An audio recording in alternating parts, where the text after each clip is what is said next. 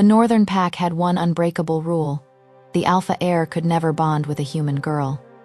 Despite that, Alpha Kieran Wolf still formed a mate bond with me. To be with me, he openly defied the Elders' Council.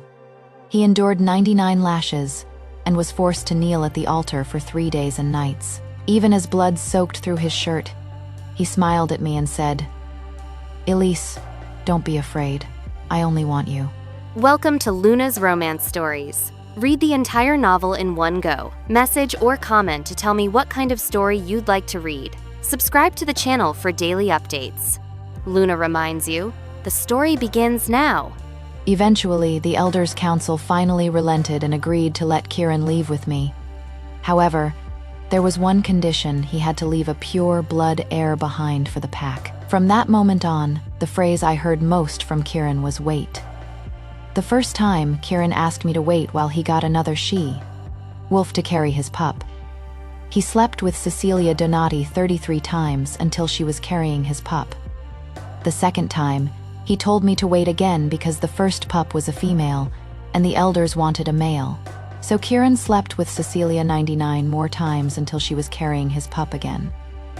Just when I thought our ordeal was finally over, their daughter, Tyra Wolf, accidentally ate wolfsbane at her meet the pup party. Everyone was convinced I had poisoned her. When they threw me into the freezing cold storage room, Kieran stood at the doorway with bloodshot eyes. "I told you to wait." His gaze was ice, cold and cutting. "You know what wolfsbane means to our kind. Why would you hurt my pup?" The words "my pup" hit me like a knife to the heart. My fingernails dug deep into my palms as the pain tore through me. When the storage room door opened again, I loosened my bloodied hands. This time, I was not going to wait anymore. I dialed the Elders' Council's number, forcing myself to keep my voice steady. I said, "I am willing to leave Kieran Wolf, but I have one condition. I want you to send me somewhere he'll never find me." On the other end, Elder Lucian Pierce let out a satisfied laugh. "If only you had been this sensible sooner. Spending one night in the cold storage truly showed you your place. A human like you was never worthy of our noble alpha bloodline." His voice dripped with contempt as he said, "On the night of the full moon in 10 days, we'll arrange everything to send you away. And when that time comes, you'd better never show your face in front of Kieran again." The call ended abruptly, and I leaned against the mansion's cold wall. In the main hall, Kieran had shifted into his massive wolf form and was gently letting his daughter, Tyra Wolf, tug at his thick fur. Cecilia was curled against his warm belly, smiling with tender satisfaction. The perfect family of 3 looked so blissfully happy together. The sight hit me like a bullet to the chest. "Miss George, you are back?" Cecilia Donati noticed me first, and immediately sat up with alert eyes. She instinctively pulled Tyra behind her protectively. Kieran almost reflexively shifted back to human form and handed Tyra to a servant to take upstairs. Their wary looks cut into me like knives. The man who once said, "I'll only acknowledge pups that come from your belly," now watched me like I was a murderer. After Tyra was taken away, Kieran approached and reached out to check my frostbitten body. He asked, "You are back. Did you get hurt in the cold storage?" As I looked at this man who had once taken 99 lashes for me, my heart ached with bitterness as I turned away from his touch. He frowned slightly.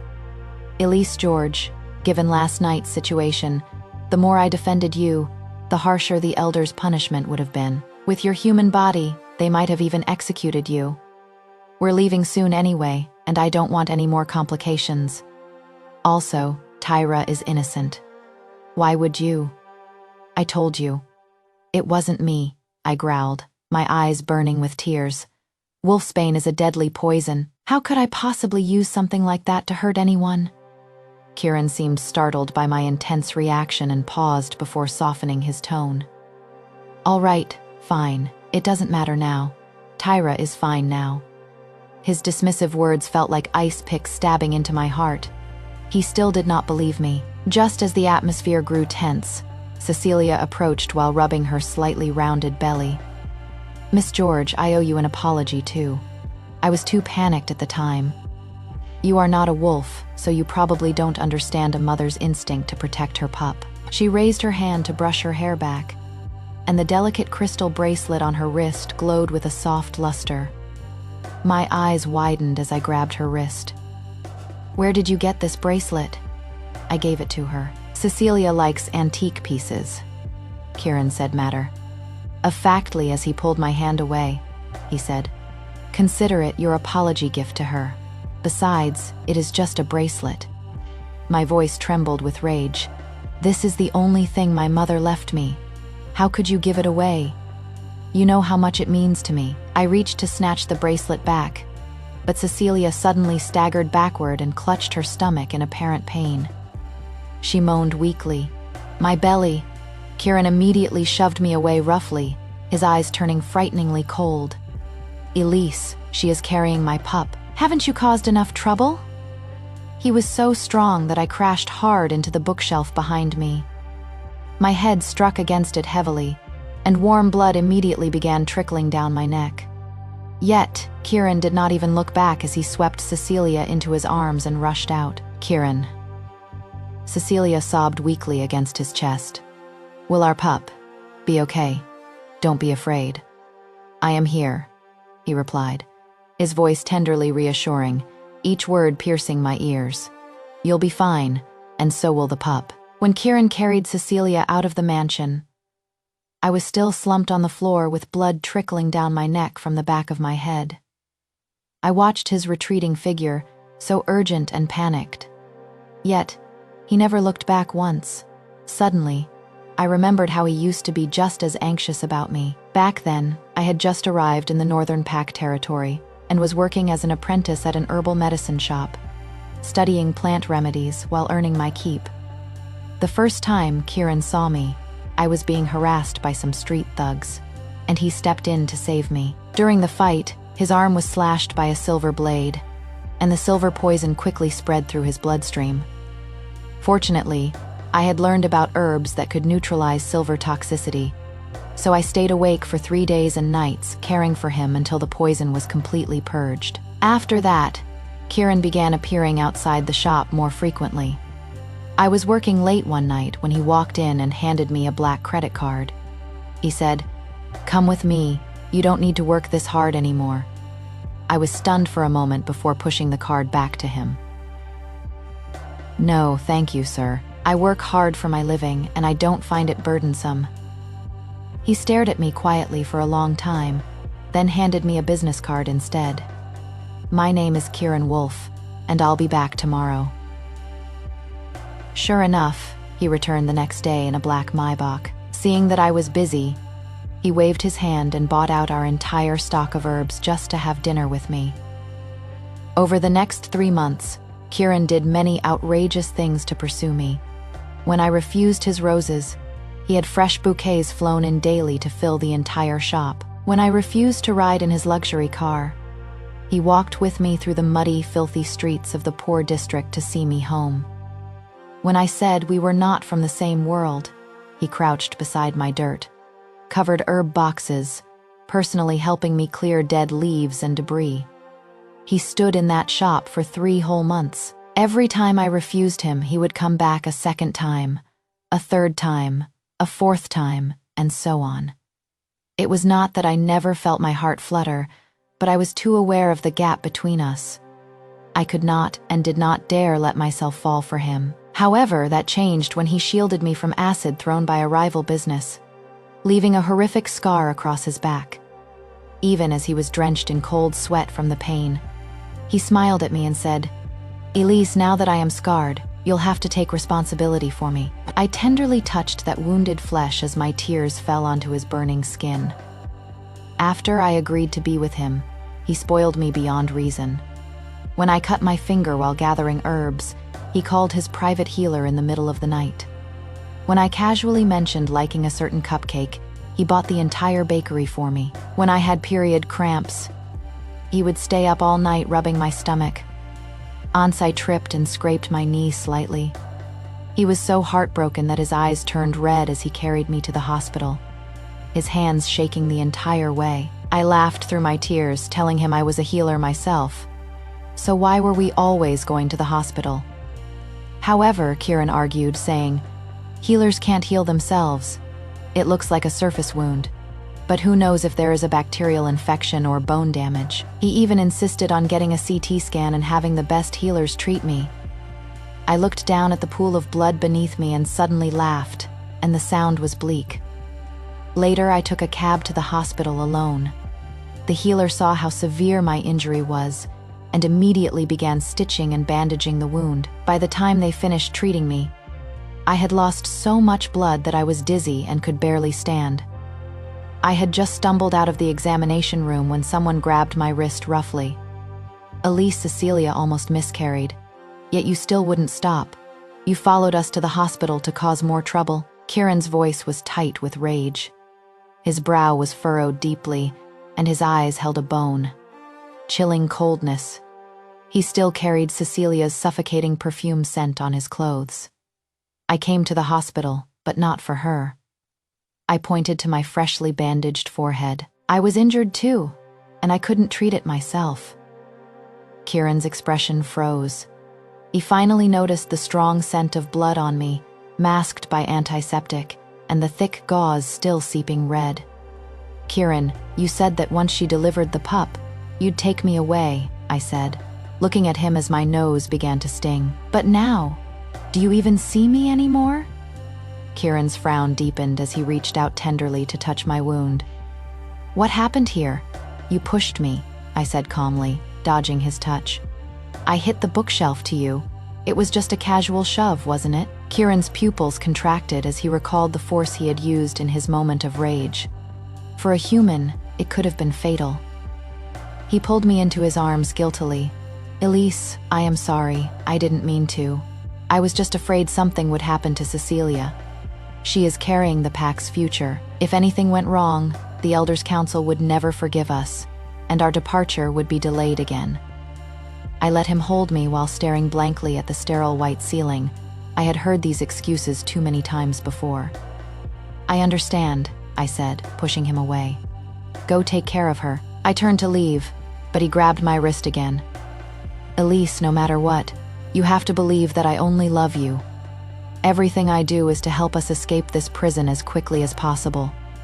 He touched my bandage gently and said, I'll have Brad drive you home, and don't let the wound get wet.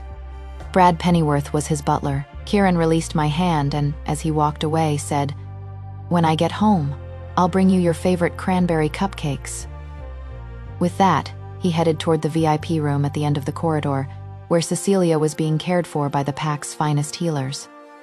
I stood there watching him disappear into the distance. Suddenly, I laughed, and tears began streaming down my face. I don't believe you anymore, I whispered to the empty air and to my own dying heart. Kieran, I will never believe any of your promises ever again.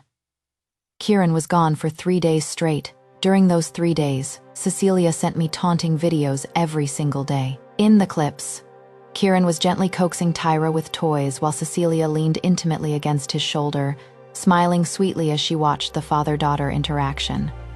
I endured the heartache and watched every video she sent. There were clips of him keeping watch by Cecilia's hospital bed deep into the night, feeding her soup, and holding Tyra with nothing but adoration in his eyes.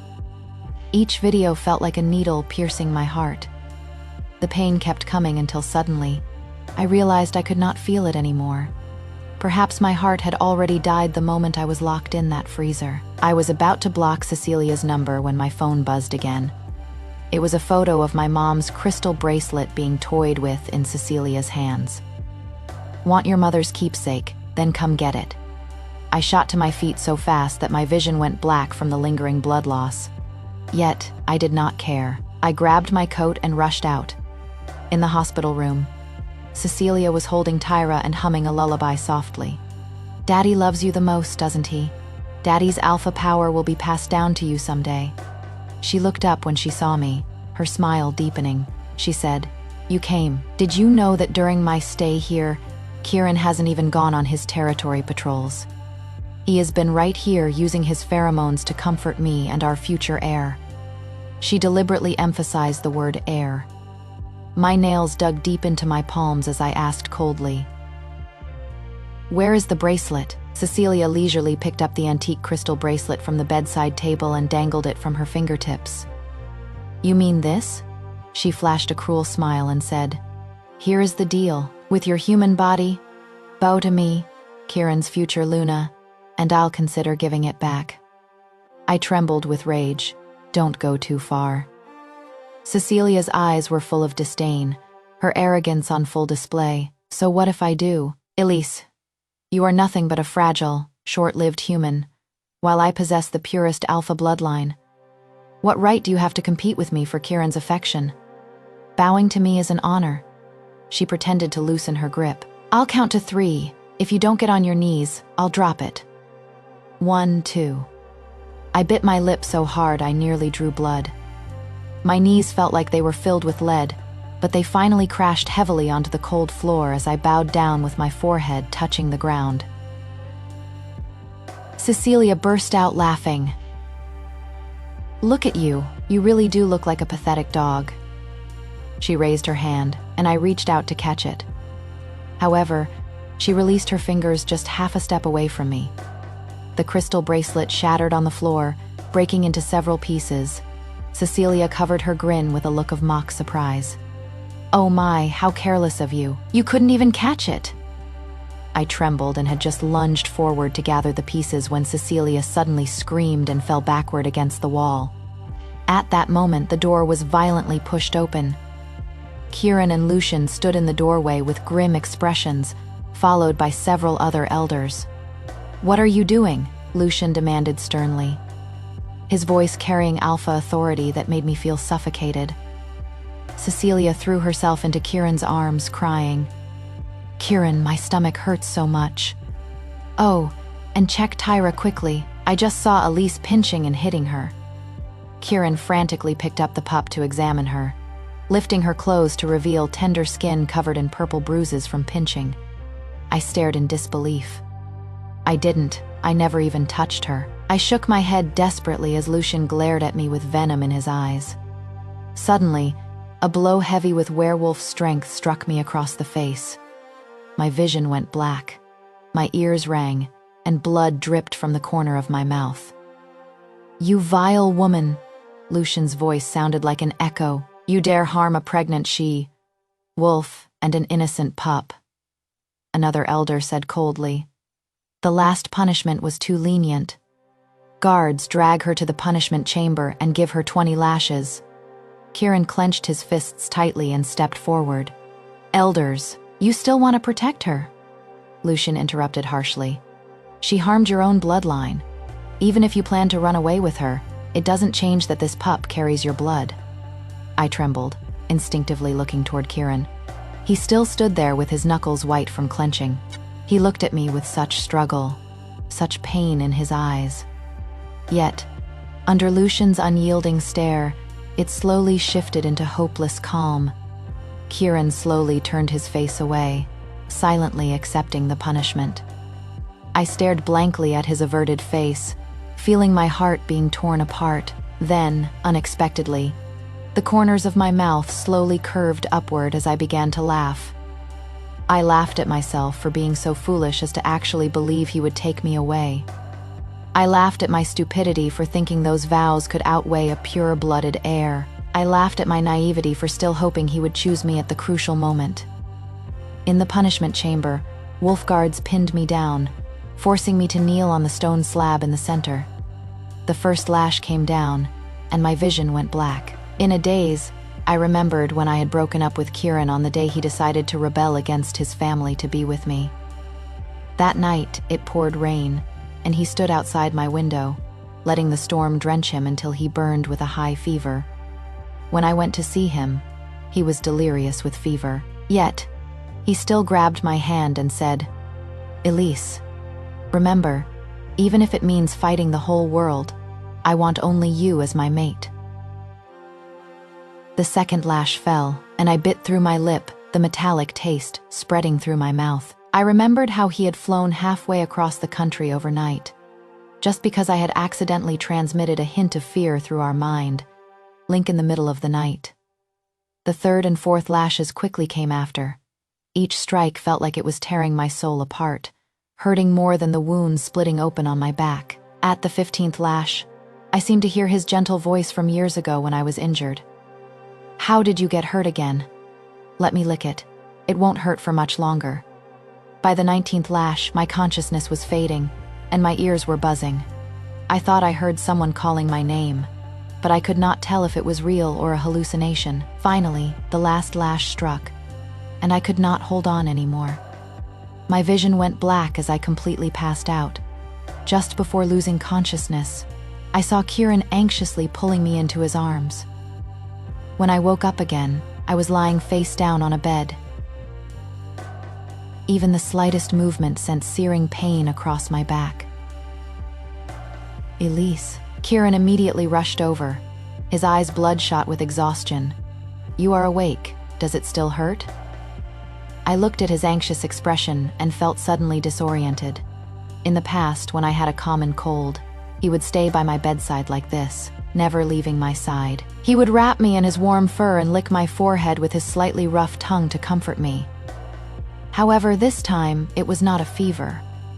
I had been whipped by his pack with his silent consent, and he had watched coldly from beginning to end. I silently pulled my hand away, unwilling to look at him. Kieran stiffened for a moment before speaking again to explain. "Elise, it is not that I didn't want to stop them, but in that situation, the more I resisted, the harsher the Elder's punishment would have been.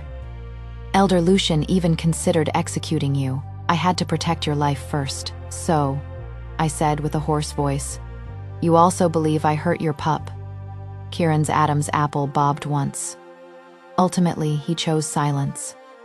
This moment of silence was like a dull blade, brutally cutting through my last shred of hope. With reddened eyes, I slowly said, "I'll ask you just one question, Kieran Wolf. In the name of the moon and our mate bond, do you believe me?" Kieran frowned, anger creeping into his voice. "Elise, there are bruises on Tyra, and Cecilia named you herself. There is a witness and evidence. How do you expect me to believe you? Didn't I tell you that everything would be fine once this was all over? Why did you have to provoke Cecilia?" My tears suddenly started falling. I thought I would not feel pain anymore, but my chest still felt like it was being viciously torn apart. I hurriedly turned my head away, not wanting him to see me looking so pathetic and weak. "Go," I whispered so quietly it was barely audible. "Just wait a little longer." "Okay." His voice softened as he tried to approach me again. "Soon. Once Cecilia gives birth to this pup, we'll definitely be able to leave. I swear I'll take you to see the southern seas that never freeze. We would go back to how things were." I closed my eyes, my throat tightening. I knew well that we could never go back. After all, he had Cecilia now and 2 pups. For their sake, he had hurt me again and again, choosing others over me time after time. I slowly turned over to face away from him, not wanting to say another word. Kieran looked at me, his face twisted with pain. In the end, he only reached out to brush my hair, whispering, "Sleep, I'll stay here with you." Before he even finished, the door was violently pushed open, and Abeda stood there frantically. "Alpha, Miss Donati has been crying and calling for you. The healer says emotional fluctuations may hurt the pup." Kieran frowned. He glanced at my turned back and hesitated for a moment. Then, he stood up. "Elise, I let out a self-mocking laugh and murmured, 'Go, wait for me. I'll go check on them. Then come right back to take care of you.'" Watching his retreating figure, I smiled bitterly. "You are a liar, Kieran. You won't be coming back." Sure enough, he never returned that night. I was discharged the next day, and it was pouring rain outside. I packed my belongings and stood at the hospital entrance, watching Kieran's car slowly approach. As soon as I opened the car door, I saw Cecilia holding Tyra in the passenger seat. "Kieran." Cecilia saw me and immediately shrank closer to him. I haven't recovered from the shock yet." She covered her lower abdomen, her voice trembling. "She can hurt me if she wants, but she can't hurt Tyra, can you? Give me a little more time, please. Don't make me ride in the same car with her for now." I froze as I stared at the seat that used to belong to me. Kieran was silent for a long time. then finally pushed his door open and handed me a large umbrella. "Elise, wait here for a while. I'll take Cecilia home first and come right back to pick you up." With that, he closed the window, and the black car sped away. I stood there motionless, watching the car carrying the family of 3 disappear at the end of the road. I closed my eyes, feeling like there was a huge hole in my chest that could never be filled, with cold wind rushing through it. I waited for a long time until the rain grew heavier and the sky turned completely dark. Kieran had promised to come back for me, but he never did. My phone had died, and I called out to him repeatedly through our mind link, yet there was only blocked silence on the other end. Seeing the sky grow darker with no sign of the storm letting up, I had no choice but to open the heavy umbrella and walk home. The fierce wind nearly snapped the umbrella frame as I stumbled forward. Suddenly, my foot slipped and I fell hard into a muddy puddle. The umbrella cracked with a sharp sound, and rain instantly soaked through my entire body. By the time I finally made it home in my messy state, it was already deep into the night. As I stood dripping wet in the entryway, I heard Cecilia's tearful voice coming from the living room. Her voice was soft and trembling. "Kieran, I know you only have Elise in your heart, but this really is a special situation. My milk ducts are blocked, and it hurts so much, and Tyra keeps crying for milk." She sobbed. "The usual methods don't work," and the healer said, "Perhaps the pup's father has to help. Just think of it as for Tyra's sake. Please help me." "Don't worry, Elise will never know." I froze at the doorway, and it felt like all the blood in my body had run cold. In the living room, I could not see his expression, only his tense back. After a long silence, I watched Kieran's left hand slowly rise, his fingertips parting Cecilia's clothing as his right hand slid over her pale skin. Then, right before my eyes, he lowered his head and pressed his lips against that softness. I was struck motionless, like lightning had hit me directly. Time seemed to stretch endlessly, each second feeling like a knife stabbing into my eyes and carving into my soul. I watched helplessly as Kieran leaned down. I watched as his lips touched Cecilia's chest, and I certainly watched as he sucked gently, over and over again. Cecilia let out a satisfied moan, threading her fingers through his hair. "This side needs attention too." Kieran frowned slightly. "But that side isn't blocked, is it?" Cecilia did not answer with words. Instead, she wrapped her arms around his neck and pressed his face against her. After a moment of silence, he lowered his head again. I could not watch anymore and bolted into the rain.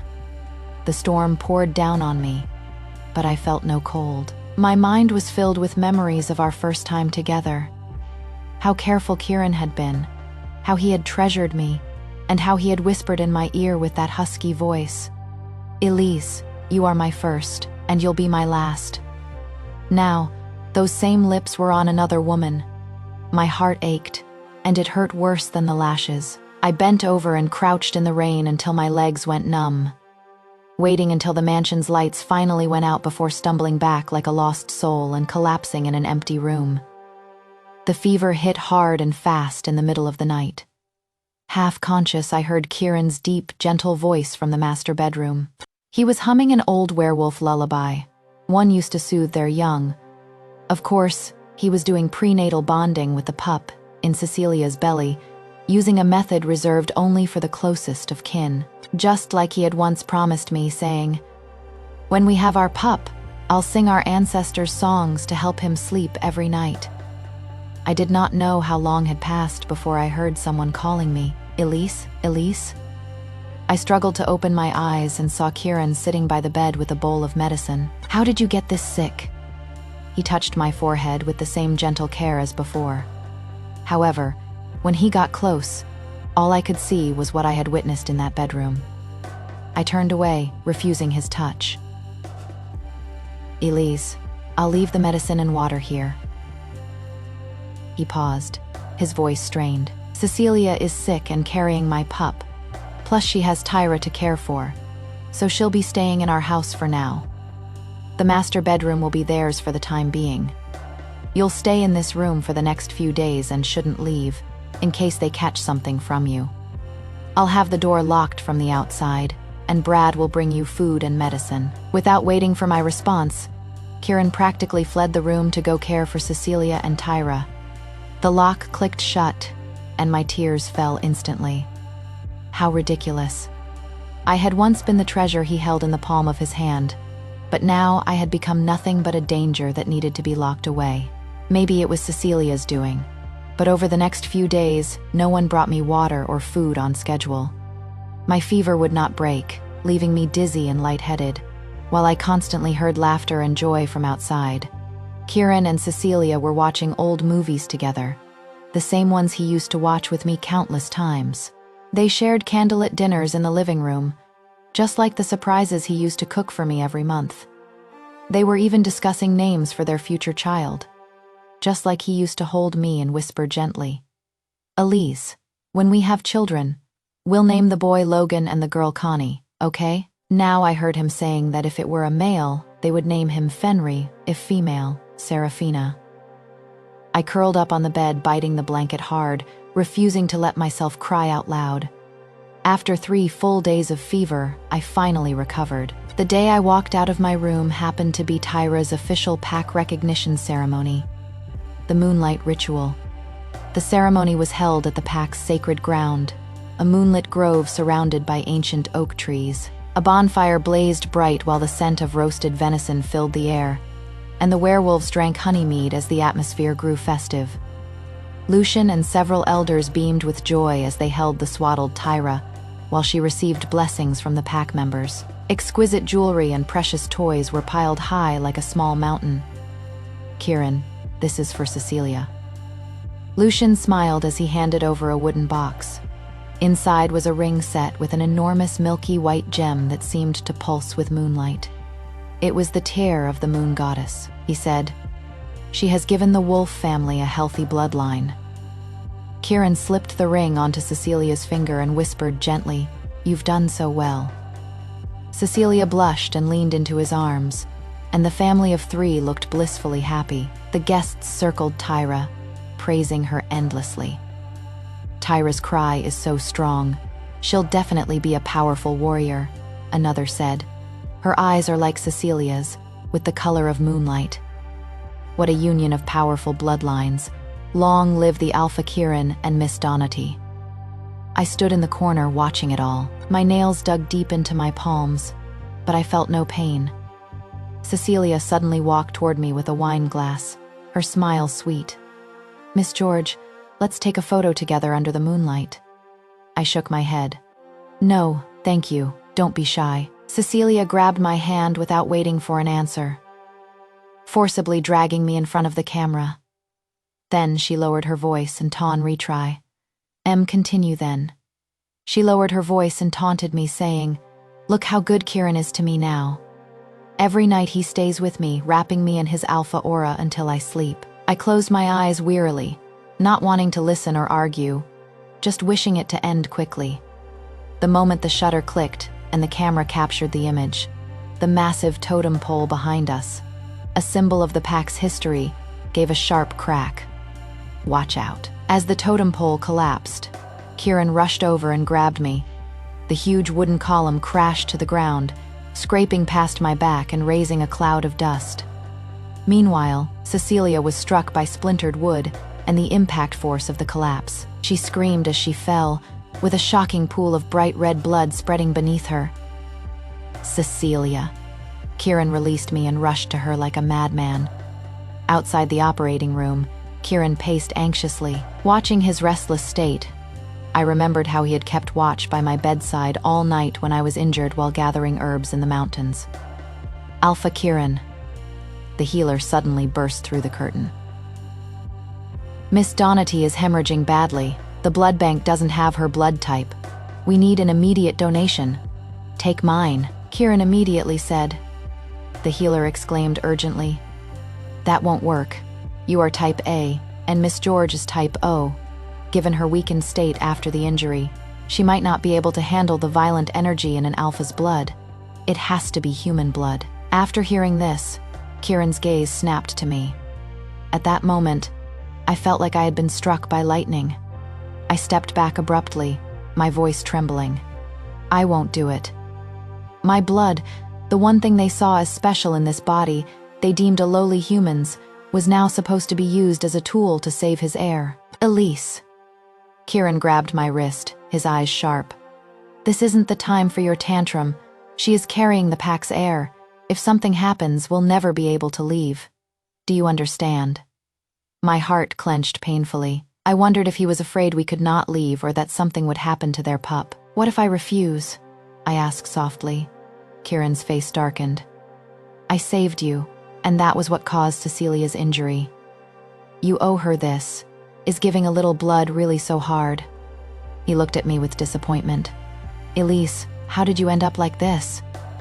My heart stabbed with pain. Had I changed? He was the one who had pursued me relentlessly, saying I was his only possible mate. He was the one who promised to recognize only me for life, who stood in the rain begging me to trust that he could handle everything. Now he was saying I had changed. My voice shook as I replied. So, you regret saving me. If you could do it over, you'd save Cecilia and your pup first, wouldn't you? Kieran froze. What are you talking about? Something's wrong. Miss Donati is in critical condition. The healer urged anxiously. Any more delay and we'll lose both mother and pup, Alpha. Make a decision quickly. Kieran's eyes hardened. Without further hesitation, he ordered the guards at the door. Take her to the donor room. I was forced into the chair as a specialized needle pierced my vein, and my blood flowed out, drop by drop. Throughout it all, Kieran never once looked back at me. When they had drawn 400 cc, the healer hesitated. Alpha, Miss George is too weak. If we draw more, I am afraid. Continue, Kieran said without turning around. When they reached 600 cc, my vision started going black. In my delirium, I seemed to see Kieran from when we first met, standing outside the herb shop smiling at me. I am Kieran Wolf, and I'll be back tomorrow. In the final moment, I completely lost consciousness. When I woke up again, Kieran was sitting by the hospital bed. I thought he would coax me gently like before, begging for my forgiveness. Yet, when I opened my eyes, I met his cold gaze instead. Did you ruin the totem pole? My mind went completely blank. What are you talking about? Kieran's eyes were sharp. The Elders' Council investigated and found that someone had sawed halfway through the totem pole's base. If it wasn't you, who else would be scheming so hard to harm Cecilia? A chill spread through me. I'll say it again, it wasn't me. Not this time, not the last time, not the time before that. Do you believe me, Kieran? Swear on your wolf soul and tell me if you sense through our bond that I am lying. My voice rose into a scream with the last words. You are still denying it. Kieran's eyes turned cold. You always ask me to believe you, but what have you done? Cecilia ends up hurt, while the pups are in danger, I told you. I only treat her well because of the heir. Why do you insist on making a scene? If she loses the pup, what good does that do for us? My chest heaved violently as countless grievances and anger clogged my throat. I wanted to question him, to argue back, to scream at the top of my lungs that I had never hurt anyone. I wanted to ask if he had forgotten his promise to always believe me unconditionally and never doubt me. In the end, I just looked at him wearily, my voice trembling as I said, Fine. Since you don't trust me, let's end this. You can break the mate bond between us. I'll step aside so you can live happily as a family of 4. Kieran froze instantly, his golden pupils contracting sharply. What did you say? An uncontrolled werewolf growl spilled from his throat. I glared at him with bloodshot eyes. Wasn't I clear enough? I renounce the bond between us. I am willingly stepping aside for you and Cecilia. Kieran punched the nearby table, shattering it as wood splinters flew everywhere. He grabbed my wrist, fury rolling in his eyes. Elise, what are you saying? I've always loved you, yet you want me to be with another woman.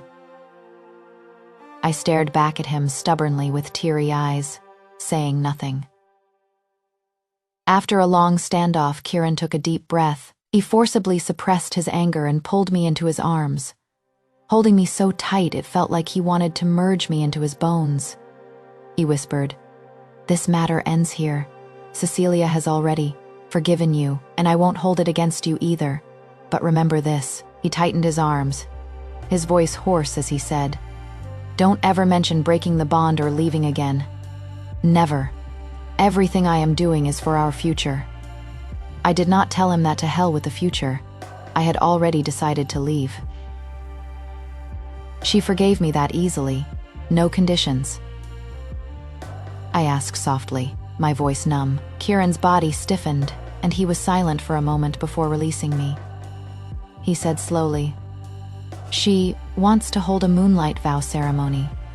Cecilia says she wants the pups to know their parents once loved each other and are blessed by the moon goddess to give them a legitimate background." After a pause, he turned to look at me. "But this vow is fake. I am just going through the motions to give the pack and pups an explanation. Don't overthink it." My lips trembled, but I could not say a word. My heart felt like it was being squeezed by an icy hand, each beat bringing tearing pain and absurdity. I thought, Kieran, oh Kieran, you already have children with her, and now you are even having the pack's most sacred moonlight vow ceremony. What part of this is fake? What am I supposed to be to you? Kieran kept talking, his voice fading in and out as he explained the necessity of the ceremony and promised we would leave together afterward. I watched his moving lips and suddenly felt utterly exhausted. I slowly closed my eyes, letting those words turn to dust and settle on my already dead heart. I never spoke another word. Kieran stayed with me at the hospital for 3 full days, caring for me meticulously. When feeding me medicine, he would always blow on it gently first, then carefully bring it to my lips. At night, if I made the slightest movement, he would wake up startled and frantically grab my hand until he was sure I was okay. When the doctor gave me anti-inflammatory shots, he would hold me in his arms, his fingers gently covering my eyes while he whispered soothingly, "Don't look, it'll be over soon." However, after taking me home from the hospital, he immediately began preparing for the vow ceremony. To prevent me from causing trouble, he even confiscated my phone and posted guards at the door to watch me 24/7. In the huge mansion, only one housekeeper was left to look after me. I did not resist and quietly packed my luggage. On the day of the vow ceremony, my phone was returned to me, filled with photos Cecilia had sent. Kieran in a suit, tenderly placing a ring on Cecilia's finger, both of them kissing passionately amid everyone's blessings, their little family happily cutting a cake together. Every picture was a blade carving deeper into my already broken heart. Just as I was about to turn the phone off, the door suddenly opened. Lucian stood in the doorway and said, "Everything's been arranged." He handed me a plane ticket and said, "I guarantee that once you leave, he'll never find you." I silently took the ticket and picked up my packed suitcase. As I walked out of the mansion, the sun was shining. I did not look back, walking toward the car waiting by the roadside. I did not say goodbye to Kieran for the rest of my life. As long as the mountains rise and the rivers run, we would never meet again. Kieran's POV on the day of the moonlight vow. The entire Wolf family estate buzzed with activity. I stood before the mirror, my fingers stiff as I fastened the last button of my formal jacket. The moonlight vow should have been a sacred ritual where Elise and I formed our bond under the moon goddess's witness. Yet, it had become nothing but a hollow show with Cecilia. Nausea and resistance churned in my chest, but I had no choice. As soon as the ceremony is complete, I'll voluntarily request from the Elders' Council to let you take Elise and leave. You won't need to wait for me to give birth to our pup or stay for my recovery period. Cecilia's words echoed in my mind like a curse. The promise was too tempting to refuse. Just thinking about truly being able to take Elise away after the ceremony made my heart tremble with excitement. A knock on the door pulled me from my thoughts. Then, I heard Brad say, "Alpha Kieran, the ceremony is about to begin." I took a deep breath and forced myself to compose my expression. As I left the room, I kept telling myself that this was just a temporary measure, and everything was for Elise.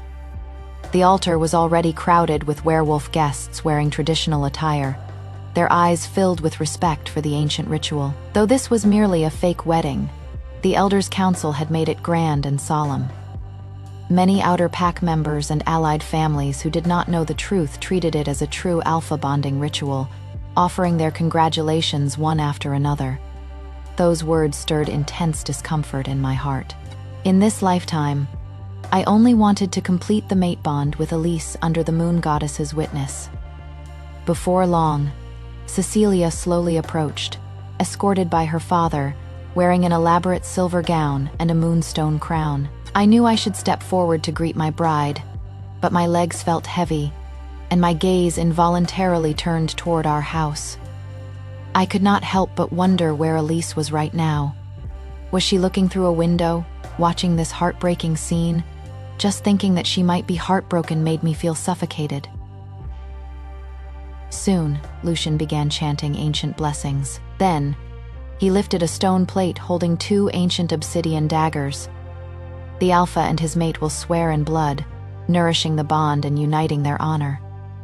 I looked down at the cold dagger and reached out, my fingertips trembling slightly. Just as my fingertips were about to touch the dagger, a violent burning pain from deep within my soul suddenly shot up from my heart. It was the sensation of a destined mate bond being forcibly torn apart.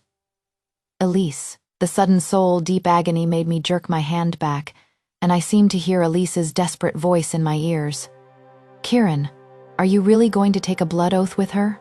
What about me? What do our vows mean?"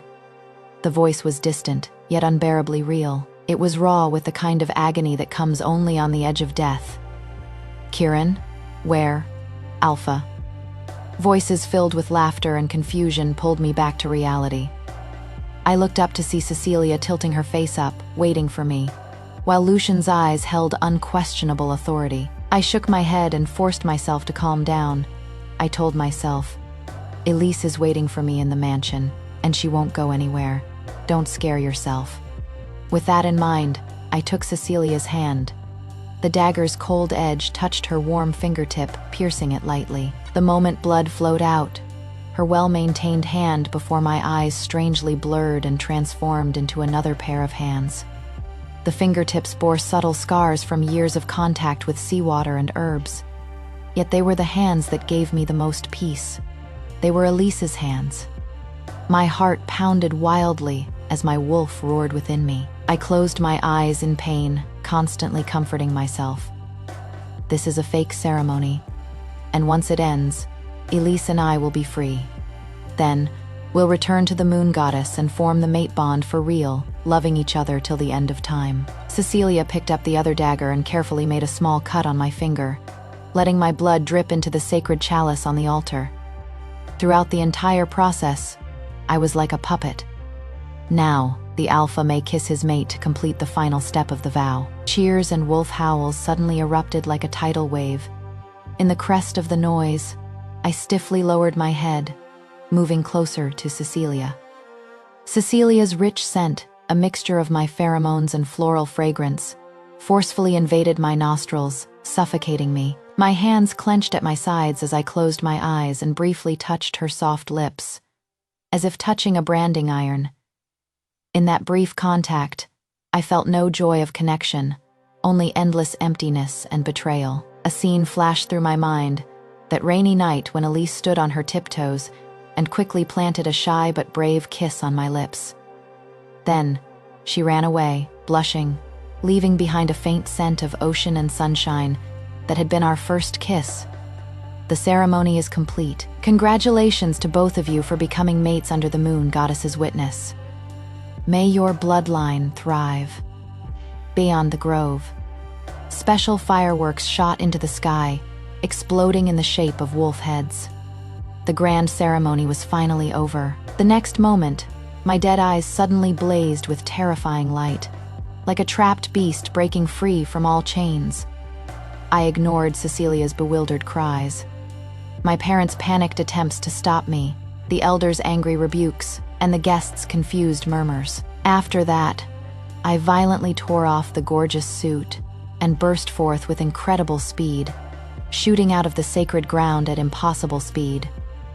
My body even began to shift in midair, a massive silver-gray wolf, the very embodiment of alpha power, let out a howl that tore through the night sky, filled with pain and rage. Then, it raced madly toward Elise's direction. Faster, faster. Elise, wait for me. I slammed through the heavy doors in my massive wolf form, charging forward at breakneck speed, leaving destruction in my wake. The moment I shifted back to human form, I sprinted toward Elise's room with desperate urgency. Elise, the ceremony's over.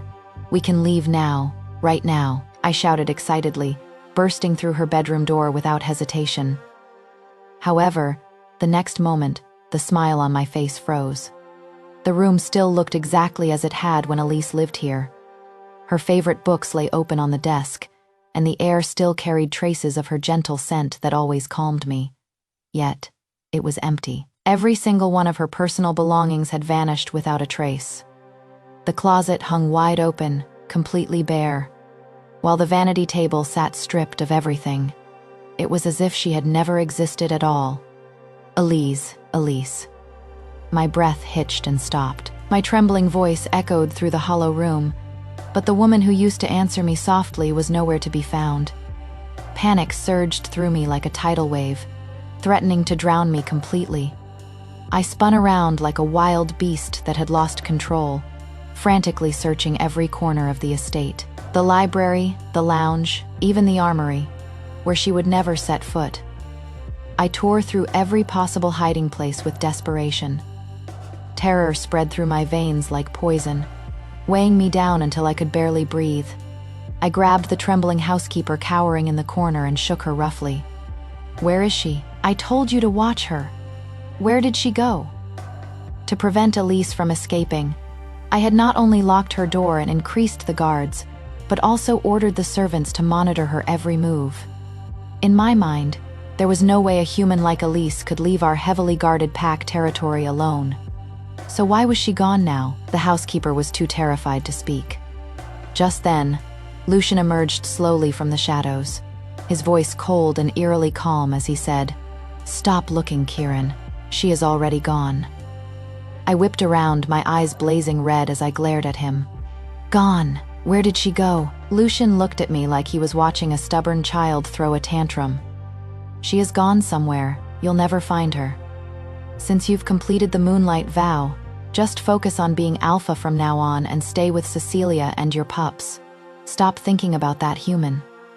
The word gone sounded so absurd that it was almost laughable. I thought it was impossible after all. Elise would only leave with me just as she had promised from the beginning. She loved me so much that she had waited for me, enduring everything, and even letting me have pups with Cecilia. If she really wanted to leave, she should have done it when I compromised with the elders and agreed to have pups with Cecilia, not stayed behind out of sentiment and waited all these years. Did you force her to leave?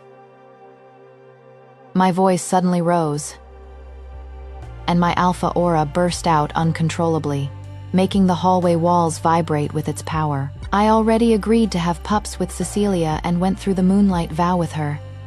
I gave you everything you wanted. Why did you still drive her away? The silence that followed was deafening, filled only with the drumming of my heart and my ragged breathing. In this suffocating quiet, Lucian said nothing. He simply stepped forward and handed me a letter. We didn't drive her away. She chose to leave on her own, and you'll understand why when you read this. I hesitated for a moment before looking down at the letter Lucian had given me. On the parchment, in Elise's delicate yet resolute handwriting, to Kieran, I instinctively reached out to touch the pristine white envelope with my fingertips. It was ice cold, and the chill that traveled through my fingertips struck me like sharp lightning, instantly piercing through all my nerves and pretenses. My fingers pulled back and reached out several times before I finally took the letter from Lucian's hand. The sound of tearing paper filled the air as I slowly ripped open the envelope's edge. Inside was a letter, her script beautiful and neat. By the time you read this letter, I will already be gone. You don't need to know where I went. You won't be able to find me anyway. The reason I am leaving is simple.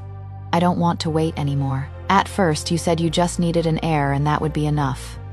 And I believed you. Later, when Tyra was born, you said she needed her father for a while longer before we could leave. And I believed that too. Then, you said you needed a son to inherit the pack before we could go. And I still tried to believe. But now, you are taking a blood oath with her under the moon goddess witness. Kieran, how much longer was I supposed to wait? Until your heir came of age and took your place?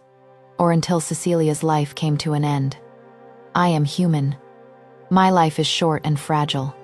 I can't endure the endless waiting that werewolves can. I don't want to keep wasting what little time and dignity I have left on a promise with no end in sight. When the moonlight vow echoed through the sacred grounds, everything between you and me ended. The mate bond is now severed, and we will never see each other again, Elise. Only then did I understand that the sudden pain in my body and my wolf's restless howling during the vow with Cecilia had come from severing our mate bond. It was me. I had destroyed our love with my own hands. With trembling hands, I read Elise's farewell letter again, and then once more, the paper shook in my fingers, making soft rustling sounds that seemed to echo my shattered heart. A sharp, metallic taste surged up my throat before I could stop it. And the world around me suddenly began to twist and spin. Colors bled away, sounds grew distant, and the solid floor beneath my feet seemed to collapse, melting into bottomless, icy quicksand. I was silently and irresistibly swallowed by this quicksand, plummeting straight down into an abyss with no light, no echo, and nothing but endless cold. My entire world plunged into complete darkness. Alpha Kieran, what is happening to you? Get the healer. When I felt like I could not breathe, an angry roar echoed from the distance. This is a hospital. Please keep it down. The patient is about to come out. The invisible grip crushing me suddenly loosened, and the corridor fell silent again. Moments later, the operating room doors opened, and a team of healers wheeled out a bed. On the bed lay Cecilia, her eyes closed, tight behind an oxygen mask. Her face so pale there was not a trace of color left. Everyone rushed forward as the healer's voice came through his thick surgical mask. The patient just finished her postpartum recovery and is carrying another pup again. Her body is extremely weak, and she needs 3 months of strict bed rest with no stress. If she loses this pup too, it'll be much harder for her to conceive again. The elders' hearts rose and fell with the healer's words. When he finished speaking, their hearts sank to rock bottom. As the healer left, they hurried after him to his office to ask about medication and recovery treatments. The empty corridor was suddenly left with just me alone. I snapped back to reality. Elise, I have to go find her. I lifted my head and started wheeling myself toward the exit. However, the next moment, Lucian's guards forcibly blocked my path. Alpha, you should go see your Luna first. Jet lost, I said coldly, not moving an inch as I stared down the man in front of me. The guard remained stubbornly dutiful, his words brooking no argument. Sorry, Alpha, but if you won't go willingly, we'll have to escort you there ourselves. After all, she is carrying your pup. Even if you won't see her, at least see your pup. I froze for a moment. The guard was right.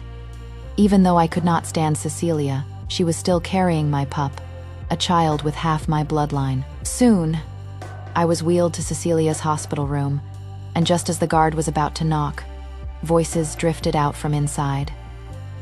Mom, your fake miscarriage plan was brilliant. It worked perfectly to keep Kieran here again. It was Cecilia, but her voice was slick with calculation. I had never heard her speak like that before. Every word she said was sharp as ice. Do you think if I make the pups have little accidents from time to time, Kieran will eventually stay for good out of concern for them? The last sentence slithered into my ears like venom, fangs sinking deep into my nerves. My entire body went rigid instantly. Blood rushed to my head before freezing the next second, all warmth draining from my limbs. Bone, deep cold shot up from the soles of my feet, climbing along my spine and numbing my fingertips while shattering something I had always believed in. Seeing this, the guard quickly pulled his hands away from my wheelchair and stepped aside to avoid being involved. Soon, Helena's smug voice came from inside again. "Of course. Have you forgotten who I am? Elise is gone, but these tricks will still keep Kieran in your hands." My eyelids twitched, hard, but don't go too far. They are your pups after all. With Tyra, just give her a little fever and make her cry a bit. Never poison her or drop her again. She is still your child. And the one in your belly, don't risk too much with this one either.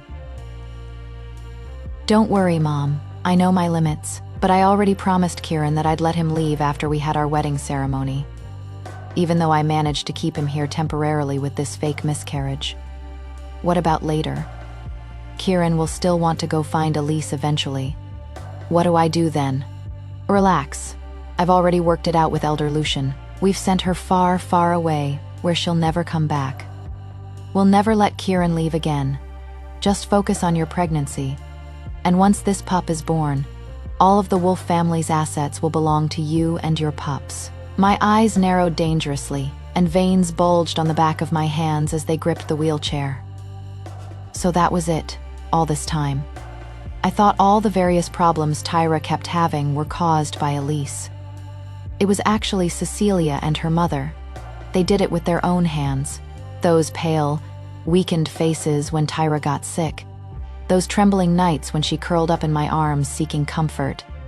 Those crazed moments when Elise was beaten senseless over her condition. All those countless nights when I abandoned the woman I loved, letting Elise get punished again and again, while I sat by Cecilia's or Tyra's bedside, holding their hands and listening to Cecilia's sobs and the pup's cries. Back then, those moments had shattered what was left of my heart. Yet, every single moment and that suffocating agony had all been part of their plan. The world suddenly went silent. The sharp smell of disinfectant in the corridor disappeared, and the distant murmur of voices from the nurse's station vanished, leaving only the thunderous roar of my blood rushing through my eardrums. My stomach turned over violently, and a metallic taste surged into my throat, though I swallowed it back down. "Kieran, why are you standing there? Why haven't you gone in?" When Lucian came over with a bag full of herbs, he found me sitting motionless in front of Cecilia's hospital room. Assuming I had come to my senses but did not know how to face Cecilia, he moved to open the door for me. However, the next moment, Helena's regretful voice drifted out from inside. "I never expected your dad to give me a name, but you must fight to marry into the Wolf family. Otherwise, your pup will be like you, born a bastard and forced to live like a rat in the gutter." Lucian's face instantly darkened, and his entire body began trembling violently. He never imagined that the mother of the heir he had adored for all these years was actually an illegitimate daughter, one without any status at that. The Wolf family was a century-old dynasty, and every Luna had been born into noble bloodlines. If our family's Luna turned out to be a bastard child, the scandal would make them the laughingstock of every other pack. Moreover, our family, the Wolf family, had lost much of our former power over the generations, and desperately needed marriage alliances to secure our position. Cecilia had been Lucian's carefully chosen candidate for the Wolf family's Luna. She came from the equally prestigious Donati family, which currently held an even higher status than the Wolves. Besides, she was beautiful, charming, and most importantly, she had lowered herself to carry my pups before officially marrying into the Wolf family. How could anyone not be satisfied with such an arrangement? Ever since Cecilia joined the Wolf family, Lucian had treasured her, giving her whatever she wanted.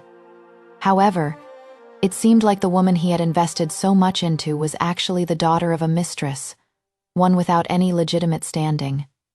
This was even worse than Elise's human status. It finally hit us why we had not seen Cecilia's father, Alpha Orion Donati. Since the ceremony that day, Lucian flew into a rage and burst through the door. "You two despicable liars! How dare you deceive me!" Screams erupted from the room, followed immediately by the sound of things being thrown and smashed. I quickly wheeled myself inside to find the room in complete chaos, with Lucian's herbs scattered all over the floor. When she saw me, Cecilia panicked, and she struggled to get up. However, the anesthesia had not worn off yet, leaving her body weak and causing her to collapse to the floor the moment she left the bed. I watched her coldly as she painfully crawled up from the ground and knelt tearfully at my feet. "Kieran, let me explain, please. I never meant to hurt our pups. I only did it because I love you so much. Please, for the sake of the 2 pups I've borne you, don't send me away." Until today, Cecilia had always felt her life was exceptionally blessed. Though she was Orion's illegitimate daughter, she had still been showered with love. As she grew up, she thought she had won me over and got to bear children for the man she adored. Even though I said I loved another woman, seeing her willingness to have my pups without demanding any official title had gradually warmed my heart toward her. However, at that moment, everything was ruined. I knew the truth, Lucian knew, and soon the entire Wolf family would know. Orion had his legitimate wife and daughter, and attending Cecilia's wedding had already been his final courtesy. Cecilia's only path forward now was to cling tightly to the Wolf family. She knew she absolutely could not lose me. "Pups," I finally spoke, but my voice was utterly cold. "In your eyes, the pups are just tools to get my attention. What right do you have to mention them, Cecilia? For their sake, I'll give you a $10 million settlement. But don't ever appear in front of me again." Those few words must have cut through her last hope like a blade and extinguished the light in her eyes. As I turned my wheelchair to leave, Cecilia found strength from somewhere and tried to get up to chase after me. However, sharp pain shot through her lower abdomen, and her whole body went rigid as she looked down at her dress in disbelief. Warm blood gushed from beneath her gown, pooling at her feet like a crimson lake. No. It was another rainy day. Every member of the Wolf family wore expressions clouded with heavy gloom, their movements careful and deliberate, afraid of displeasing their leader. After the devastating blow, Lucian was bedridden, and the Elders' Council decided I should temporarily take over the entire Wolf family, handling both the pack and all its businesses. While managing the empire, I kept searching for Elise's trail. After just 1 week, exhaustion etched itself across my face. I rubbed my temples as I looked at the guard bowing before me. Still nothing. The guard stayed silent, lowering his head even further. Ever since Lucian and the elders saw Cecilia and Helena's true nature, they had agreed to let me bring Elise into the family as my Luna. When I heard the elders make this decision, my heart filled with complex emotions. Even without their approval, I would have used every means possible to find Elise and overcome every obstacle to be with her forever. Now that I had the pack's blessing, the biggest barrier in my heart had completely vanished. This was good news for both Elise and me, so I increased the search efforts. However, a week had passed and there was nothing. Forget finding Elise herself. Retriem continue, however. A week had passed and there was nothing. Forget finding Elise herself. We did not even know where she had gone. When Lucian had sent Elise away, he had bought her a ticket to Hinland. Yet, when my people tracked her there, they were told she had never arrived. The airline revealed that Elise had changed flights mid-journey, so we followed the trail to her new destination. There, we learned she had boarded a local train, where she had gone from there. No one knew the trail had gone completely cold. That was the first frustration. The second came soon after. Samina knocked on my office door, and my assistant, Jacob Terrell, entered after receiving permission. "Mr. Wolf, Miss Donati is here again. She insists on seeing you and refuses to leave otherwise." Ever since the Wolf family and Cecilia and Helena had their complete falling out, Cecilia had miscarried, and Helena had fallen ill. Both women's status had plummeted. Cecilia could not care less about Helena or her own post. Miscarriage recovery, as she insisted on coming to see me. She wanted to beg me to continue living with her for Tyra's sake, claiming the pup was too young to be without her father. Cecilia had also promised she had learned her lesson and would never harm Tyra again, swearing she would live peacefully with me, to sway me for good. She had even brought Tyra to the company, waiting on her knees in the lobby, while ignoring the hungry cries of the pup in her arms. Due to Tyra's presence, the guards could not forcibly remove them, so they sent Jacob to ask me what to do. I had once felt some paternal love for Tyra. However, thinking about how she carried half of Cecilia's bloodline and wondering if she might grow up to be as malicious as her mother. My pity for the pup instantly evaporated. I had not responded, only continued scrolling through my phone for any news related to Elise. When Jacob waited too long for my answer and was about to take matters into his own hands, I finally spoke. "If you ever dare bother me with this kind of thing again, you can roll out of here with her." Jacob stiffened, and he quickly agreed before hurrying out with slightly panicked steps. Down in the first-floor lobby, Cecilia was still on her knees, holding Tyra. Her face was deathly pale, and her body swayed unsteadily, while the pup in her arms had cried herself hoarse from hunger, her wails growing weaker. Yet, Cecilia acted as if she could not hear anything, her eyes fixed desperately on the executive elevator in front of her. Finally, that elevator moved. With a soft chime, the executive elevator descended from the top floor to the first floor, its doors slowly opening as a figure emerged. Instantly, Cecilia's previously vacant eyes blazed with sudden life. Ignoring her aching knees, she scrambled to her feet and rushed toward the figure. "Kieran." Her voice rang with anticipation and excitement as she tentatively reached out toward the person. The next second, her hand stopped midair and her smile froze. "Why is it you? Where is Kieran?" Cecilia looked anxiously behind Jacob, but she did not see the familiar figure she had been waiting for anywhere. Jacob looked at her with a blank face. "Miss Donati, Mr. Wolf has already made everything clear to you. Since you enjoy tormenting pups so much, you don't need to raise Tyra anymore." Those were the exact words I had told Jacob before he left. Cecilia's expression changed as she instinctively hugged Tyra tighter. "What do you mean?"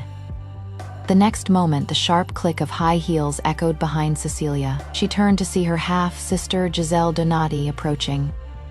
Giselle snatched Tyra from her arms before she could react. "Since you can't take proper care of Tyra, I'll take over from now on. It works out perfectly since I can't have pups. Don't worry, I'll raise her like she is my own."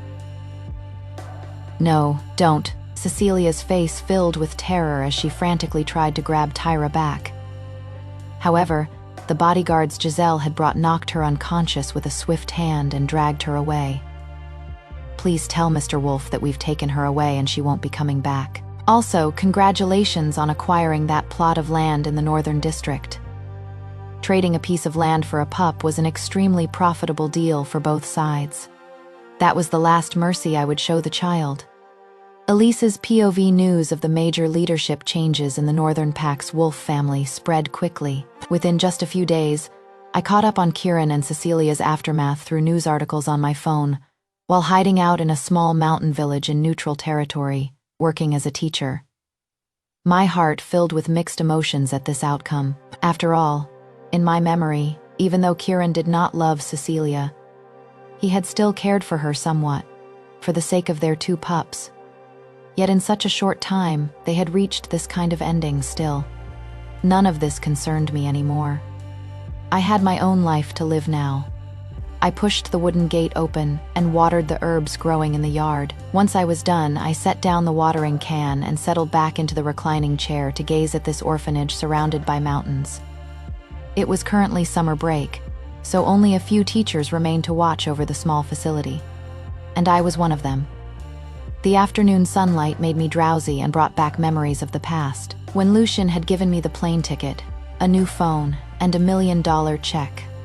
Before having me escorted to the airport, I had not said anything and went straight through security.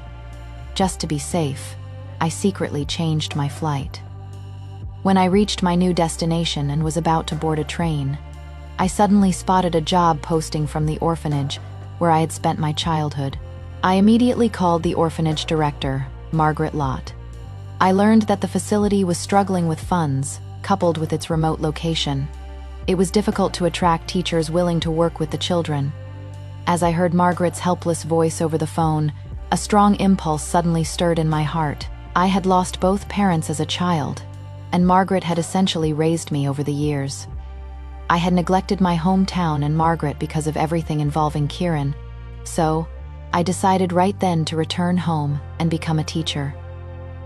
This twist of fate meant I perfectly avoided Kieran's people, who were searching for me. Moreover, I had never told Kieran about my past. Beyond knowing I was an orphan, he knew nothing else about me. Hiding in my hometown was my best option, which explained why no one could find me. After returning to the orphanage, I gave Margaret the entire $1 million Lucian had provided me. With this funding, the orphanage was completely renovated inside and out, and they were able to hire many new teachers.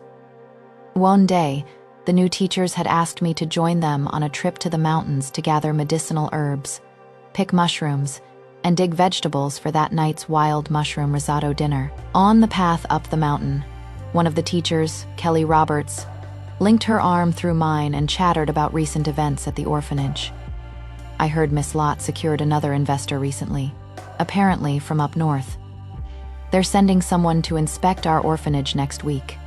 Elise, will you be there to welcome them? After I gave Margaret that $1 million, she used half to renovate the orphanage and invested the other half in village development. For sustainable future growth, she decided to pursue the investment route, traveling everywhere to find charitable donors and convince them to contribute. However, that path was not easy. After 3 months, Margaret had only found 2 investors, one of them being the Wolf family. To ensure they passed the inspection smoothly, Margaret had assigned her most careful and articulate staff members to handle the welcoming duties. While I was certainly Margaret's first choice, Kelly was surprised when I politely declined. "I won't be going. I have other things to handle." "Oh," Kelly mumbled with some regret. "I heard that the Wolf family's heir, Alpha Kieran, is both handsome and wealthy. You are a catch. If he is the one who shows up..." I knew she meant well, so I was not angry. She had come from a small northern town and focused solely on academic matters. Besides, she did not know about the history between Kieran and me. More importantly, I had worked so hard to move past everything that had happened, and I really did not want to experience another fruitless love affair again. I smiled and patted Kelly's arm. "I am not considering marriage or anything like that. I just want to stay here and teach these children well so they can eventually leave the mountains one day." After dinner, everyone helped clean up before gradually dispersing. Just as I was about to retreat to my room, Margaret called out from behind me, "Elise, I need to talk to you." A few moments later, I sat with Margaret on a bench in the corner of the playground, our arms linked together. "Elise, are you really not going that day?" Margaret asked, her voice carrying disappointment. She had watched me grow up and knew how much sweat and tears I had shed to escape these mountains. I had finally made it out before, only to return for the orphanage's sake, and she worried I truly intended to spend my entire life here. So, when she learned the Wolf family was sending someone to inspect the orphanage, she was excited. When selecting teachers to accompany the inspection team around the facility, she immediately thought of me. Margaret said I was so outstanding that if I went and impressed the inspectors, I might get transferred somewhere better for career development. She even said I was too young to waste my youth in this small mountain village. I understood Margaret's good intentions, but I would not be going out there. I used the same excuse to decline her offer. I told her my heart wanted to stay here, and since this was where I had grown up, I would not look down on it. More importantly, I did not want to see Kieran again. I did not want to face the man who had deceived and hurt me repeatedly for Cecilia's sake. Not seeing him would be the only closure between us. Margaret sighed deeply, her eyes full of sorrow. Ultimately, she chose to respect my decision. Just as she stood to leave, I suddenly called out to her, "Miss Lott, please help cover for me when the time comes."